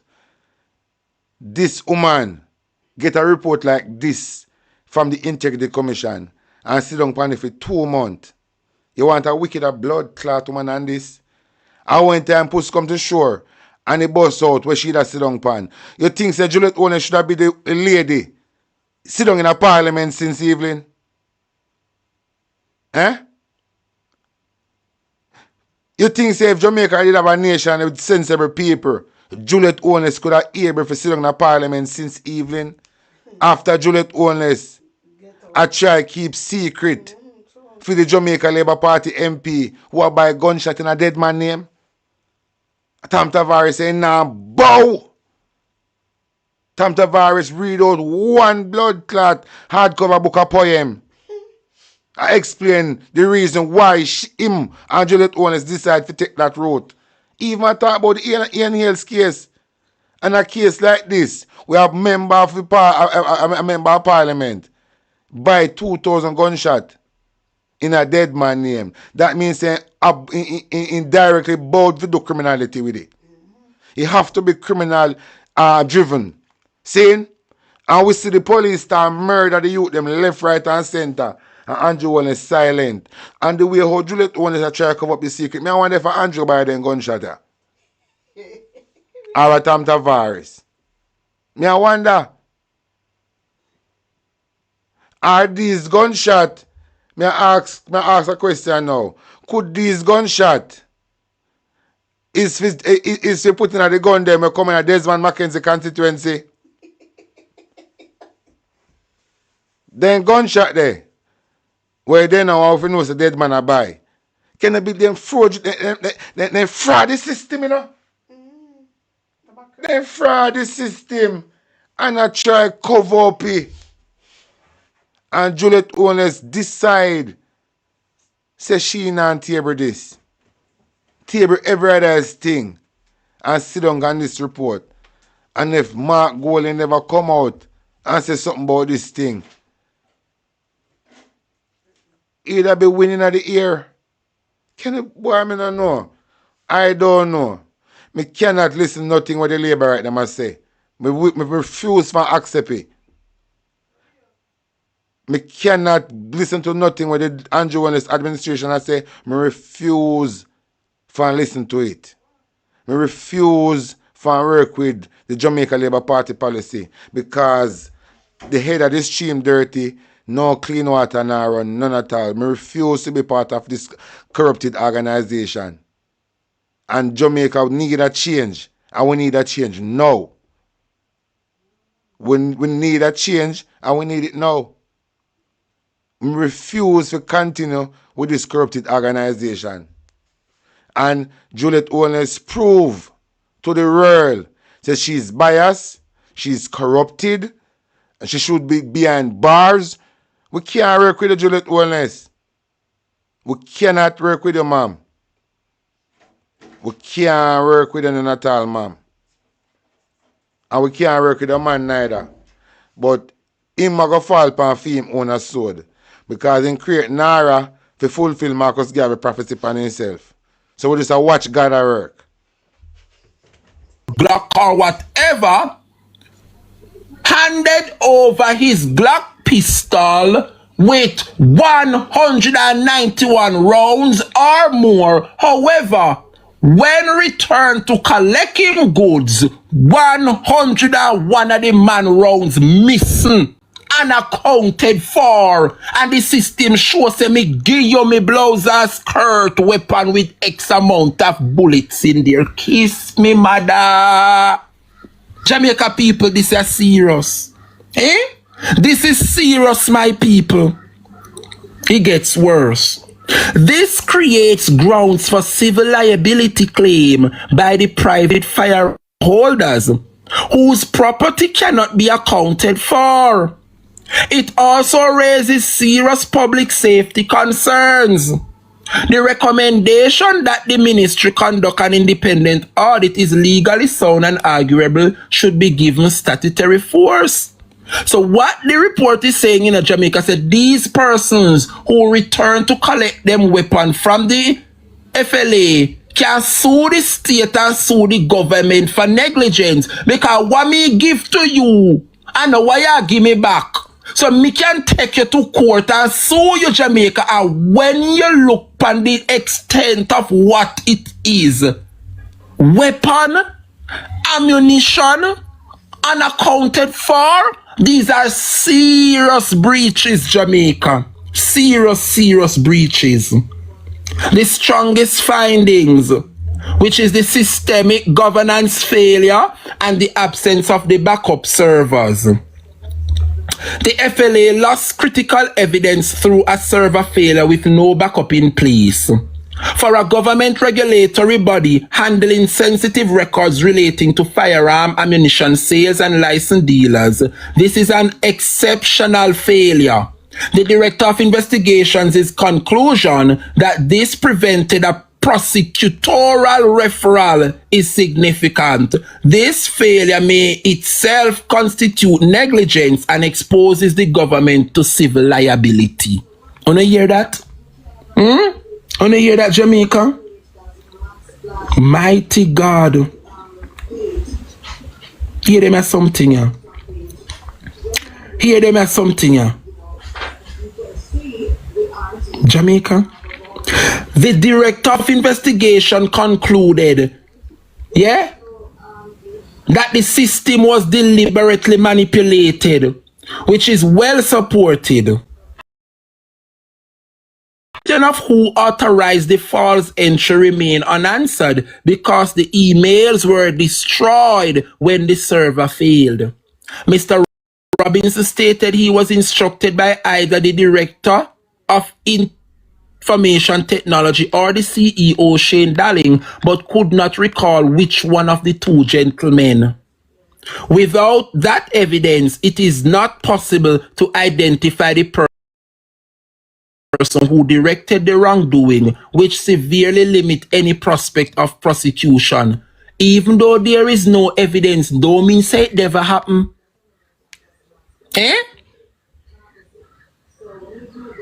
Now we see the reason why he brought the court of a fling back this report upon Juliet. This is what Juliet Holness was hiding from the people of this country, you know. Can you imagine? Can you imagine? Key persons and their legal exposure. Mr. Shane Darling, the CEO of the FLA. As CEO, Mr. Darling is the most senior officer implicated in the overall conduct of the FLA. The allegation that he vowed to shut down Mr. Kent Brown's business after criticism in a newspaper suggests possible abuse of regulatory power and personal vendetta. Mr. Robinson stated the instruction to make the disputed entry came either from the director or from the CEO. This makes Mr. Shane Darling potentially implicated in the computer manipulation. Yeah. Mr. Darling denied that the FLA had forced Mr. Brown out of business in his letter. The Director of Investigation shared the report finding with Mr. Darling at a meeting. Mr. Darling's written response did not cause the investigation to alter any conclusion. Backside. Potentially significant if the server destruction and loss of email is shown to be deliberate or reckless rather than accidental. Jamaica them something here is severe. Mr. Chevron Robinson, who is the former database administrator. Mr. Robinson is the person confirmed to have made the 4 false entry into the system. He admit making the entry but claimed to have been following instructions. So somebody tell him what to do. He cannot specify which senior officer, whether Mr. Darling or the IT manager. His conduct constitutes a breach of the Section 5 of the Cybercrimes Act. Me give suspended. Mighty God, them a fight hard for me on the platform, them darling. Anyway, the next person implicated. So Shane Darling implicated, Chevron Robinson implicated, the next person is Miss Letine Allen, named in the original anonymous complaint as conducting audit alongside Mr. Callum and allegedly targeting Mr. Brown. She confirmed the rules around bird hunting ammunition purchasing during the investigation, but the DI did not make an adverse finding against her personally. Limited on current evidence, but remain a person of interest if further investigation is conducted. Mr. Ellsworth Callum, former senior compliance officer, he was accused of demanding $2 million bribe from Mr. Brown. Confirmed to have worked at the FLA. The DI was unable to find evidence in support of or against the bribery allegation because the man eventually passed away. Hello? It is unresolved. If the allegations were proven, he would face prosecution under the Corruption Prevention Act. And finally, Mr. Kent Brown, who is the complainant, the central complainant and the person most adversely affected. Both of his businesses were closed down as a direct result of the FLA withholding his license and certificate.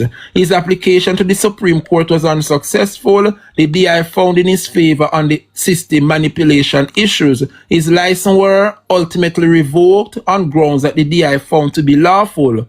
As a complainant, Mr. Brown has no criminal exposure identified in this report. He may, however, have civil remedies, particularly in respect to the system manipulation and the consequential damage to his business. So that means what the report is saying is that the man have civil remedies. That means he can carry them to court. Mr. Brown has never been charged for any wrongdoing before. So that means that the claims of personal vendetta from the CEO could be true. And the fact that them withheld the man license and causing two business them to go under is a deliberate attack on the man and his business. So the court is saying that he can take them to court for real. Prosecution, prospects, and civil remedies.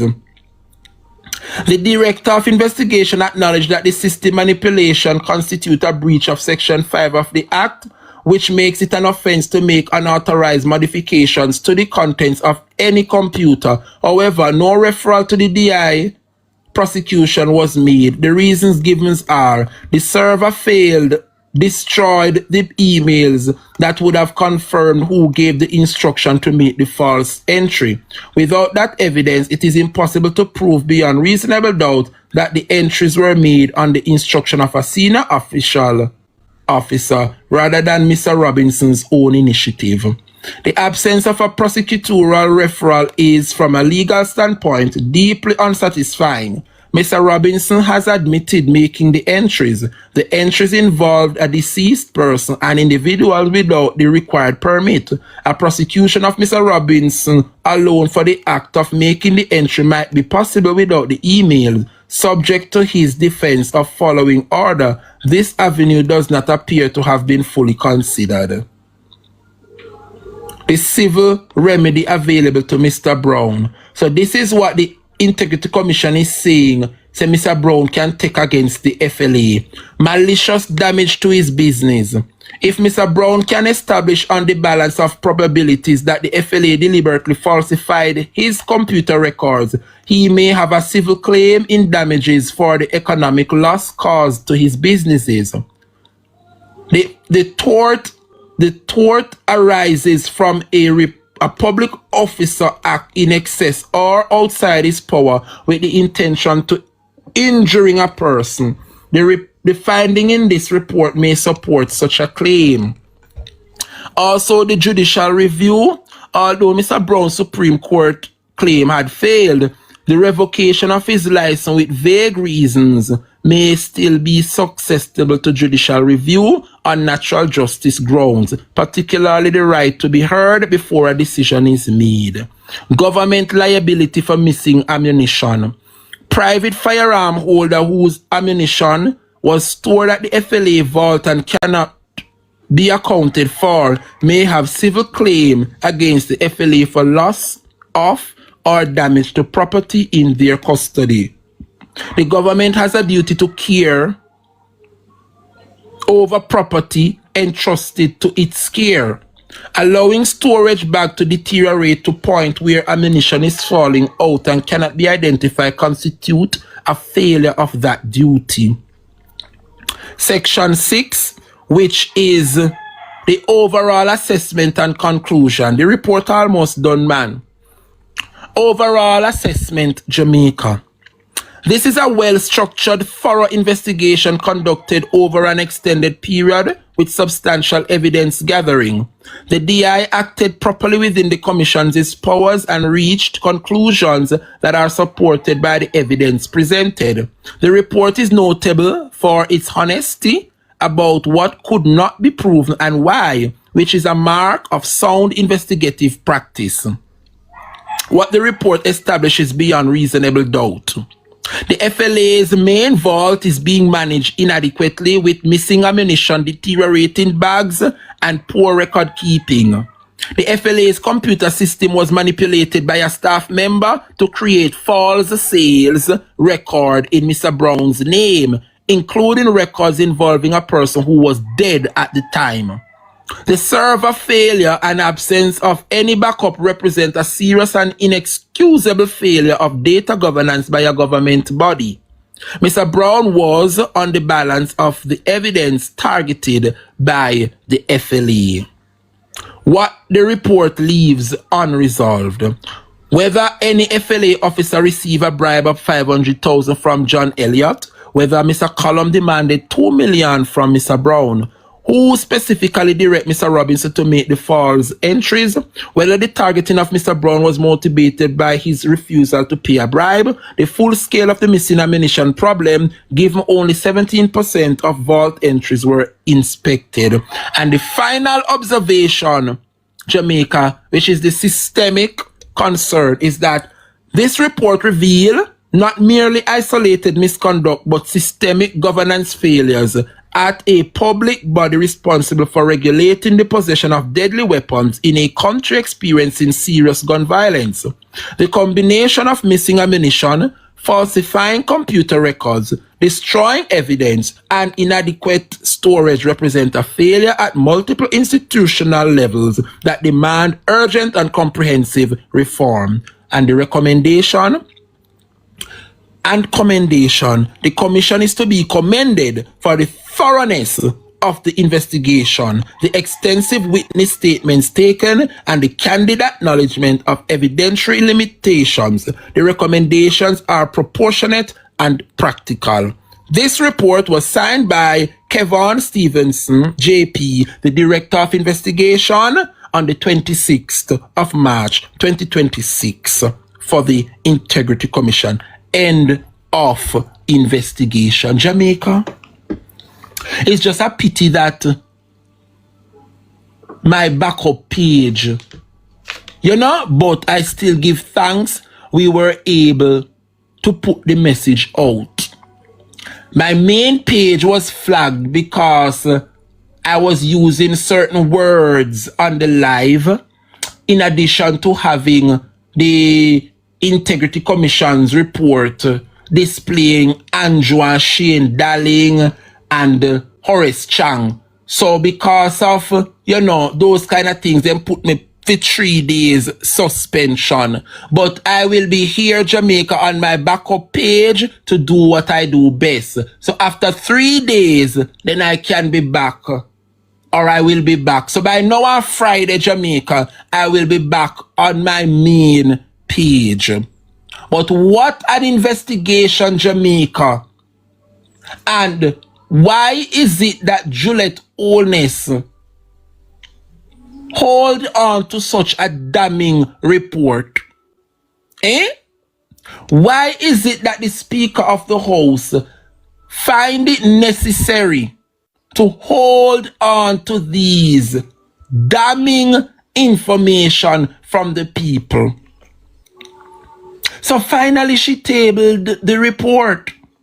The report was tabled. And so, Jamaica, we saw Juliet Holness for exactly who she is. Why protect individuals like these?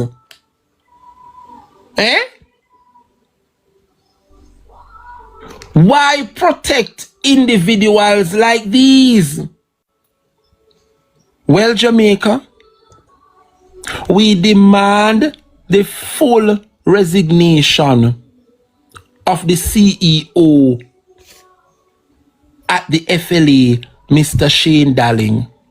This man has to go right now. Yes.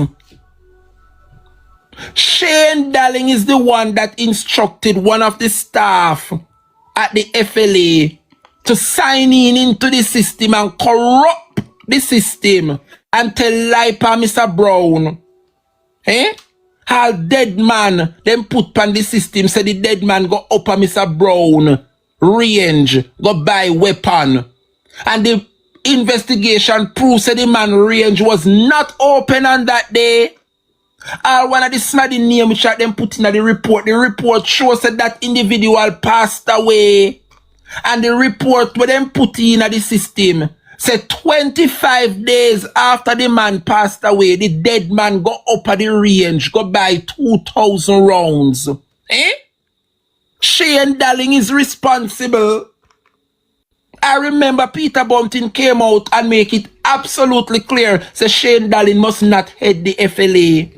Well, here we have another classic reason why he has to go. We are going to see the steps that the government will take where Shane Darling is concerned.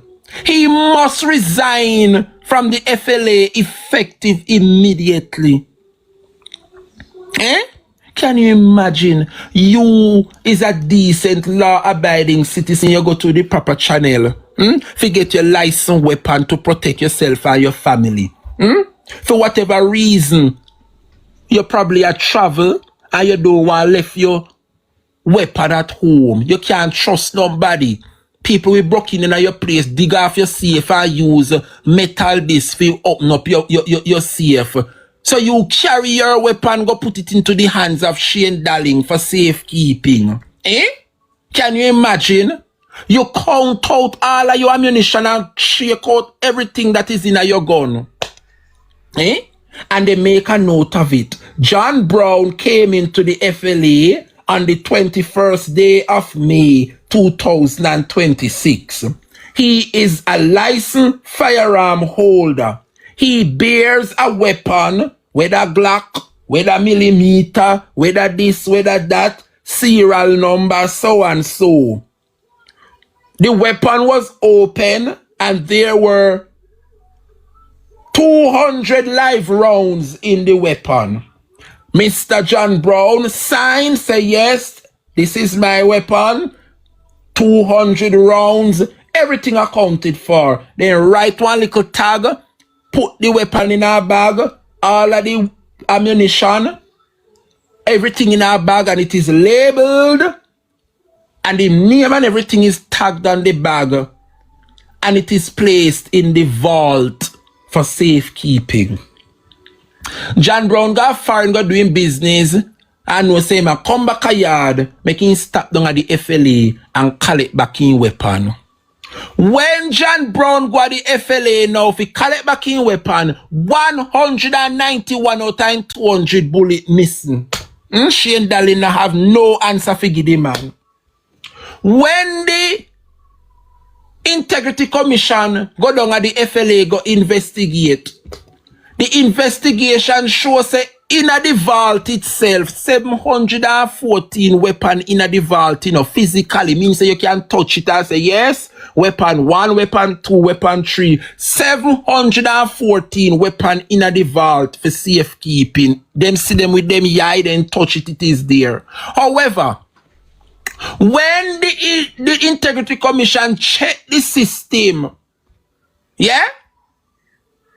When them check the system, Jamaica, out of the remember me telling you, 714 physical weapon in the vault, Before the weapon them reach the vault, yeah? It must be placed in the system. Your name, your type of weapon, the model, the serial number, all of your little documents, them, whether you are a licensed firearm holder, whatever the case may be, they have to have a record for you before them put it in the vault. The investigation shows 714 weapons in the vault, Jamaica, but only 101 in the system. How is that possible? How is it possible, Jamaica? The investigation say somebody down at the FLA call the people them will have them big business and say if they ever want to conduct them business and continue to conduct them business and get license from the FLA to continue carrying out their businesses, they have to come pay them $2 million under the table. Eh?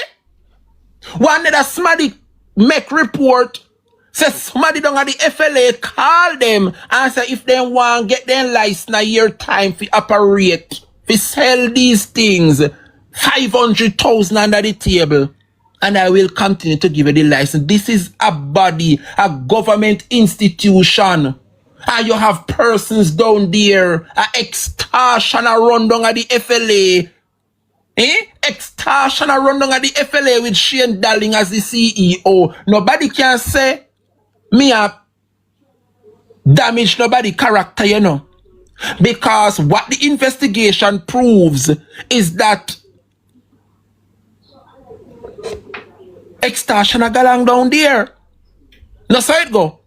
And the report shows say Shane Darling are the CEO.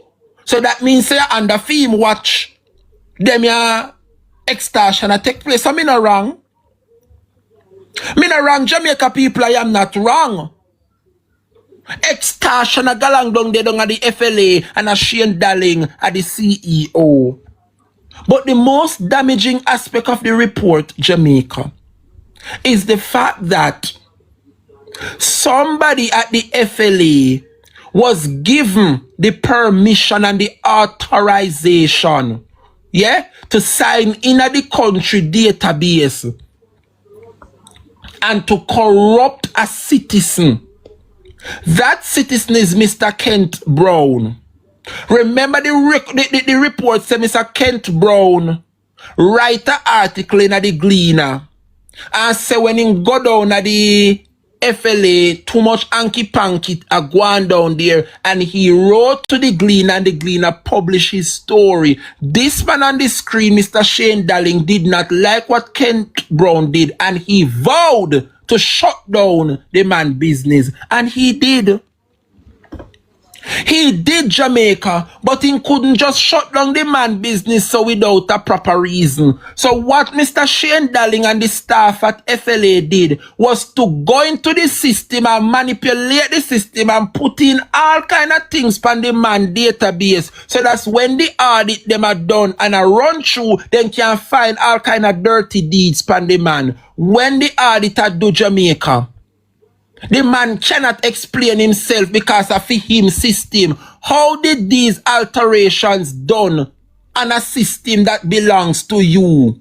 The investigation shows now, Jamaica, that somebody down at the FLA was granted the authorization. The person called name, the man said it is the manager for IT or the CEO Shane Darling, but he cannot recall either of the two, but one out of the two of them. So that's why me I call Shane Darling name, because Mr. Robinson say him not deny saying no go in there go corrupt the system, you know. But for him to go in there to go corrupt the system, he have to get the authorization from Shane Darling. Make we talk. Let us speak the truth now, Jamaica. Mr. Robinson, the investigation shows say yes, Mr. Robinson admits that him going to the nation database go corrupt it, you know, but he cannot have access to the database without the permission of Mr. Shane Darling. I know me attack nonsense at the report. Me just read word for word for you know, Jamaica. A complete breach was done. So that means, Jamaica, persons can have access to your data, and if them feel like they want to set you up, they have the authority to set you up. Nobody is safe in this country because of the Jamaica Labour Party. If you read what was put on the man database, the information that was put in the database, you know, said Mr. Kent Brown, him having in range. You know range where if you are a licensed firearm holder, then carry up on the range for teach you how to pop and do the things them also. The man have a license to conduct those kind of business.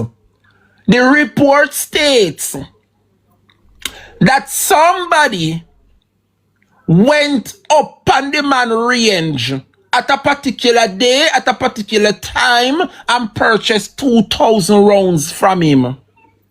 When Kevin Stevens, the director of investigation at the IC, go do their audit and then proper investigation, that individual name was Shane Darling staff put on the system. The report shows that them go down at the Registrar General RGD and the individual is deceased.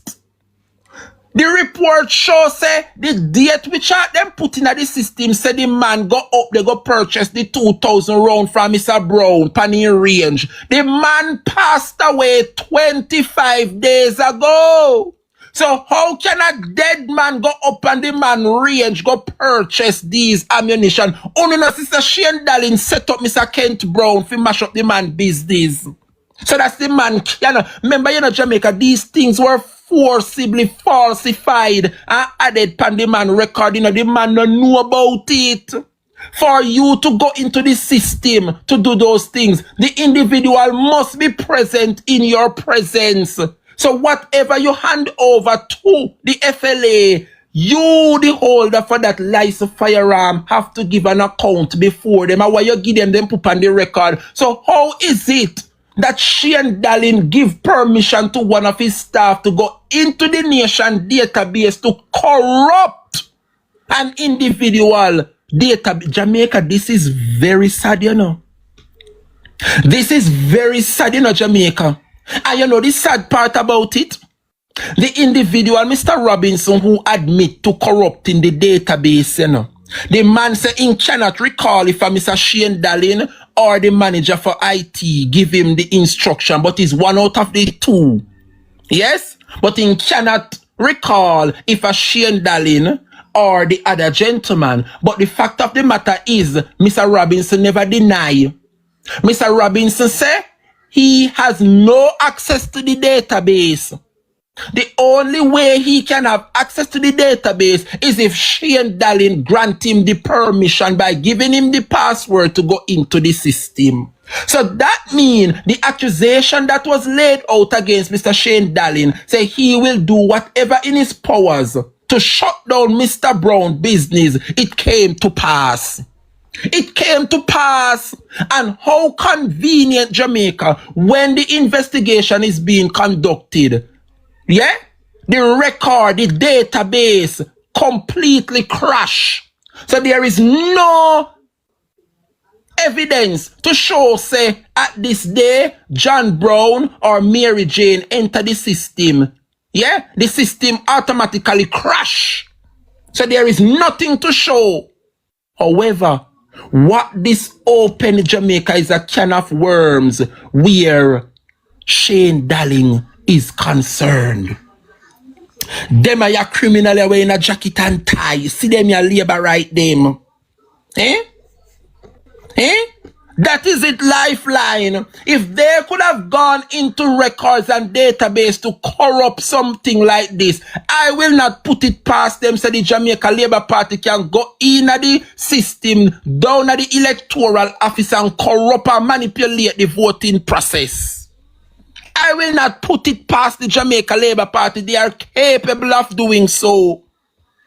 Eh? Mr. Jamaica, I am shocked, I am floored, I am stunned. And you have the Speaker of the House, Juliet Holness, holding on to information like this for 2 months and don't want the public to know. This is a wicked act. It is a wicked act, Jamaica. Eh? Can you imagine, Sammy?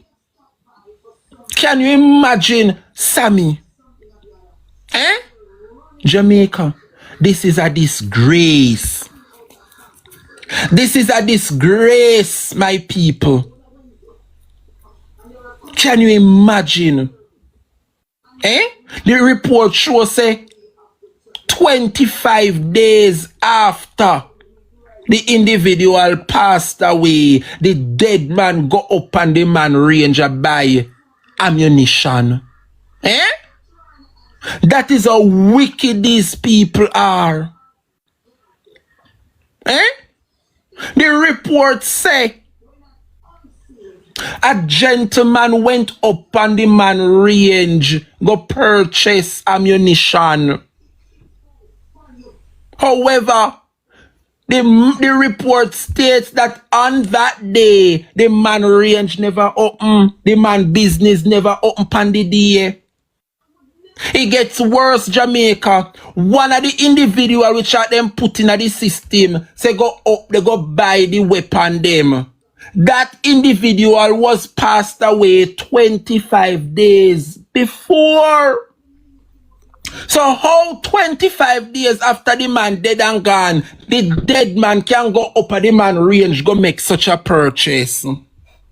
Shane Dallin must be brought before the court of justice.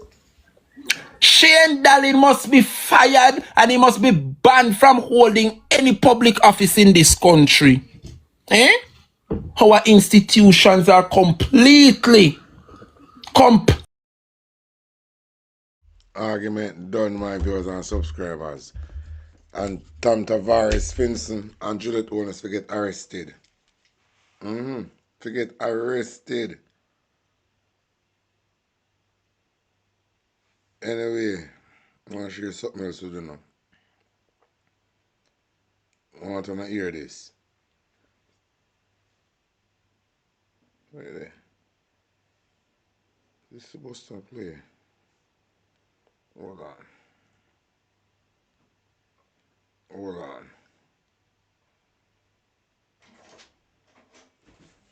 Jackson, the parliamentary opposition spokesperson on national security. Listen. The findings in the Integrity Commission's report on the FLA are deeply troubling. The investigation confirms a fundamental breakdown of law, of order, and public trust at the very agency responsible for regulating deadly weapons in Jamaica. No head of entity, in this case the CEO, who presides over falsified records, missing ammunition, and conveniently destroyed evidence can remain in place for another day. The reflex response to the prevailing debacle at the FLA by Minister Chan, that the FLA is tightening its procedures, is plainly not enough. Any attempt by this government to protect and preserve the CEO in his post will only serve to signal their own complicity in these confirmed failures that impacts the security of every single Jamaican. The People's National Party demands a full, independent investigation and that the findings be made public.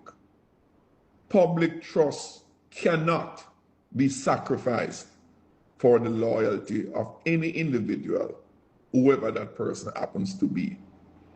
In light of what we now know, the CEO, Mr. Dallin, ought to and must resign now. Argument done. Argument done. Finish. Over with. My final video for the night. I could go on and on, but this is my final video. Hear this. My Jamaica people, greetings. And back to Field Warrior again. Let me ask you something.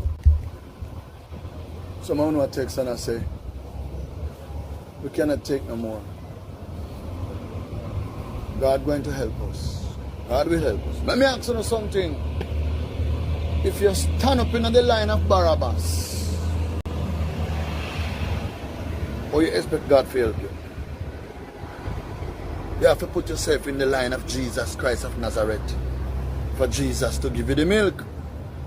But many of you in the line of Barabbas are complaining when Barabbas are hand out wickedness.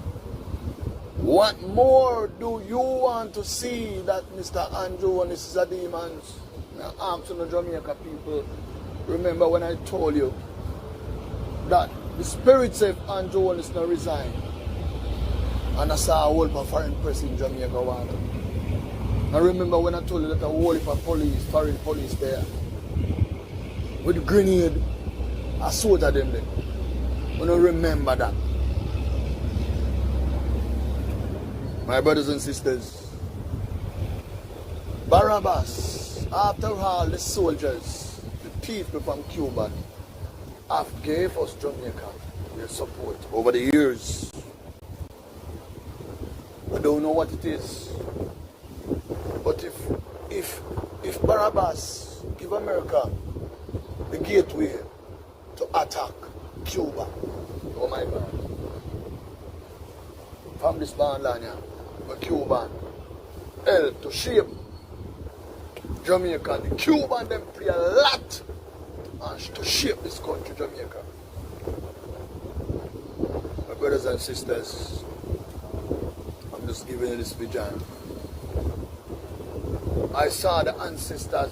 I tell you, I met this post already, you know, that I saw a nanny spirit. Nanny spirit. But Sunday night, I heard the crying of the ancestors. Crying from the dungeon. Crying. And I get up out of my bed. And I go stand up on my veranda. And I look. With the ancestors feel the whip and the bruise of the ship, the slave master. No, a ship is in the Caribbean again. Oh my God. Barabbas didn't know it come, no so. But Barabbas never informed nobody till almost ready for reach. Jamaica. Preachers, where there is no vision, the people perish. Let me tell you something, people. I want to call upon the true prophet, one of them. Go back to the post and refresh on yourself, because we have to hit the street. And we have to go hit the street to carry the people them out of the desert. Because you know what? And we're going to hear the master voice. My sheep! Jesus says sheep know his voice. Many of these bishops now hear from Jesus Christ. So they don't hear nothing. Many of these pastors, college pastors, and bishop and priests. So they don't hear the voice of the Holy Spirit. They now hear nothing. That's why you see gunmen are going to church, go shoot people. Because they don't hear nothing. And enough of them spirit corrupted, infected with germs. I want to say this to you. Any one of you people take a picture of that worship and say, "I'm Christian," you need to go repent. Because your spirit infected with sin. Any of you put your foot on the seat of the scornful, that ship. I want to say this to you. You need to go and repent. Because your spirit catch a germs, which is sin. That ship is like Sodom and Gomorrah. Many people talk about Sodom and Gomorrah and a homosexual lifestyle, nothing about it. And nothing about the murder and the cruel and the wickedness. The second place where Sodom and Gomorrah was done at Port Royal. And it destroyed. I want to see what I'm going with now. I want to see what I'm going with Jamaica. I want to see a Barabbas in reincarnation. I want to have as Prime Minister. I want more eyes. How much more Jesus have to go expose Barabbas to you? For you understand that this man is very dangerous. But I said to you, this Prime Minister here, Mr. Andrew, is there to fulfill a lot of wicked scripture. You said that tune already, no so? Allow me to tell, watch and see. But all me I beg you know, store up water. Because them are plan for damage the water supply, my brother. No, sir, them are plan for damage the water supply. Because they want something. The face of the Antichrist is at hand. The laws of the laws of the Antichrist is ready to issue out to us. So they're going to do everything to get the people bow to the Lord. Oh my God. All up and way. Jesus, use me. Use me, Lord Jesus. Use me to tell the people. Them are going to do everything. The bishop now tell you, because the bishop when you come to church, you throw collection to the night street. Them now it is street, but let me tell you something. To the condition where I go on in Jamaica right now. The congregation, they need to come together in every town center and go ball out. And go kneel down and ball out to Jesus for help and mercy.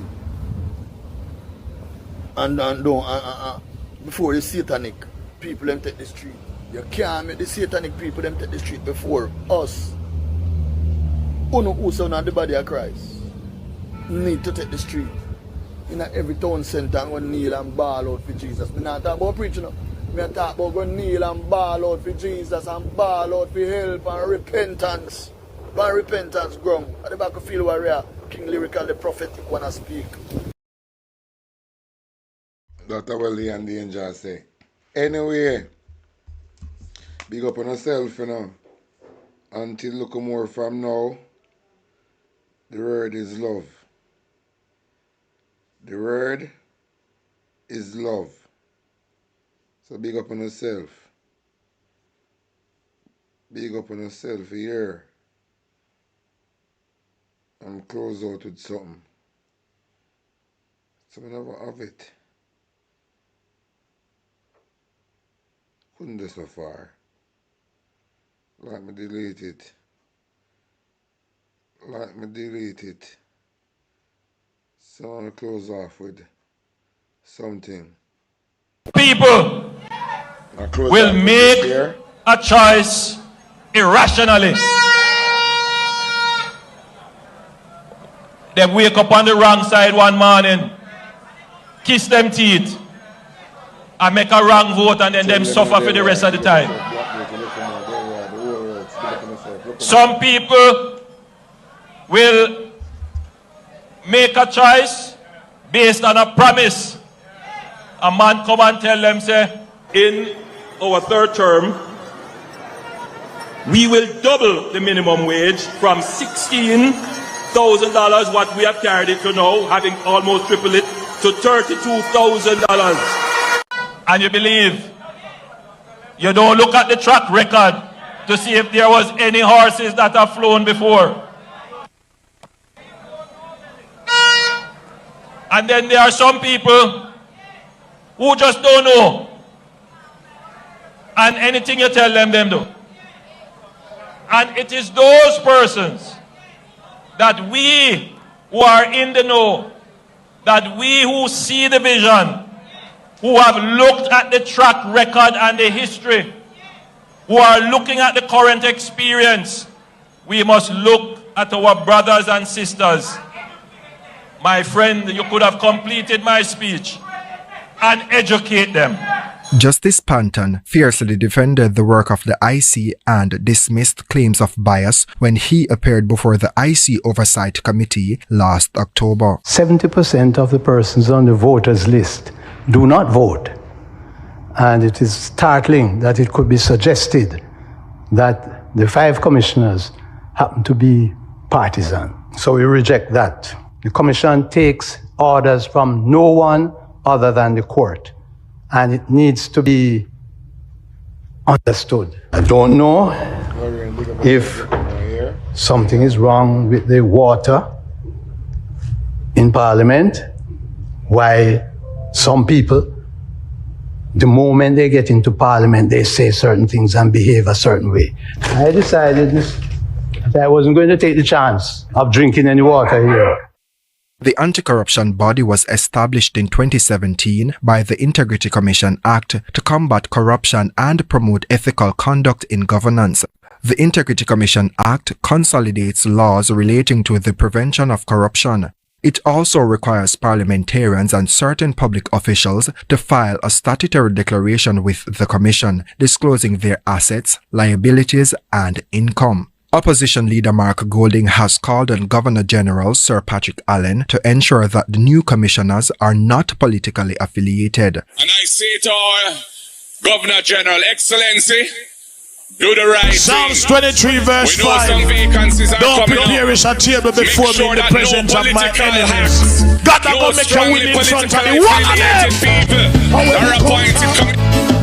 Send it back, send it back. Every evil arrow, anywhere he come from, send it back. If a China, if a Jamaica, if a Haiti, where he come from, we send it back. Turn, reverse the curse, reverse the curse, reverse the order, reverse the curse. Reverse the order, somebody say. Reverse the curse, yeah. Reverse the order, somebody. Reverse the curse, reverse the order over Jamaica. Reverse the curse, mighty God. Reverse the order. Yeah. If a king's house, if a garden house, if a the prime minister, if a the opposition. Who be work out, yeah. Don't go on like you fast asleep. We plan till us say, rise and trim your life, yeah. There's a message on your seat.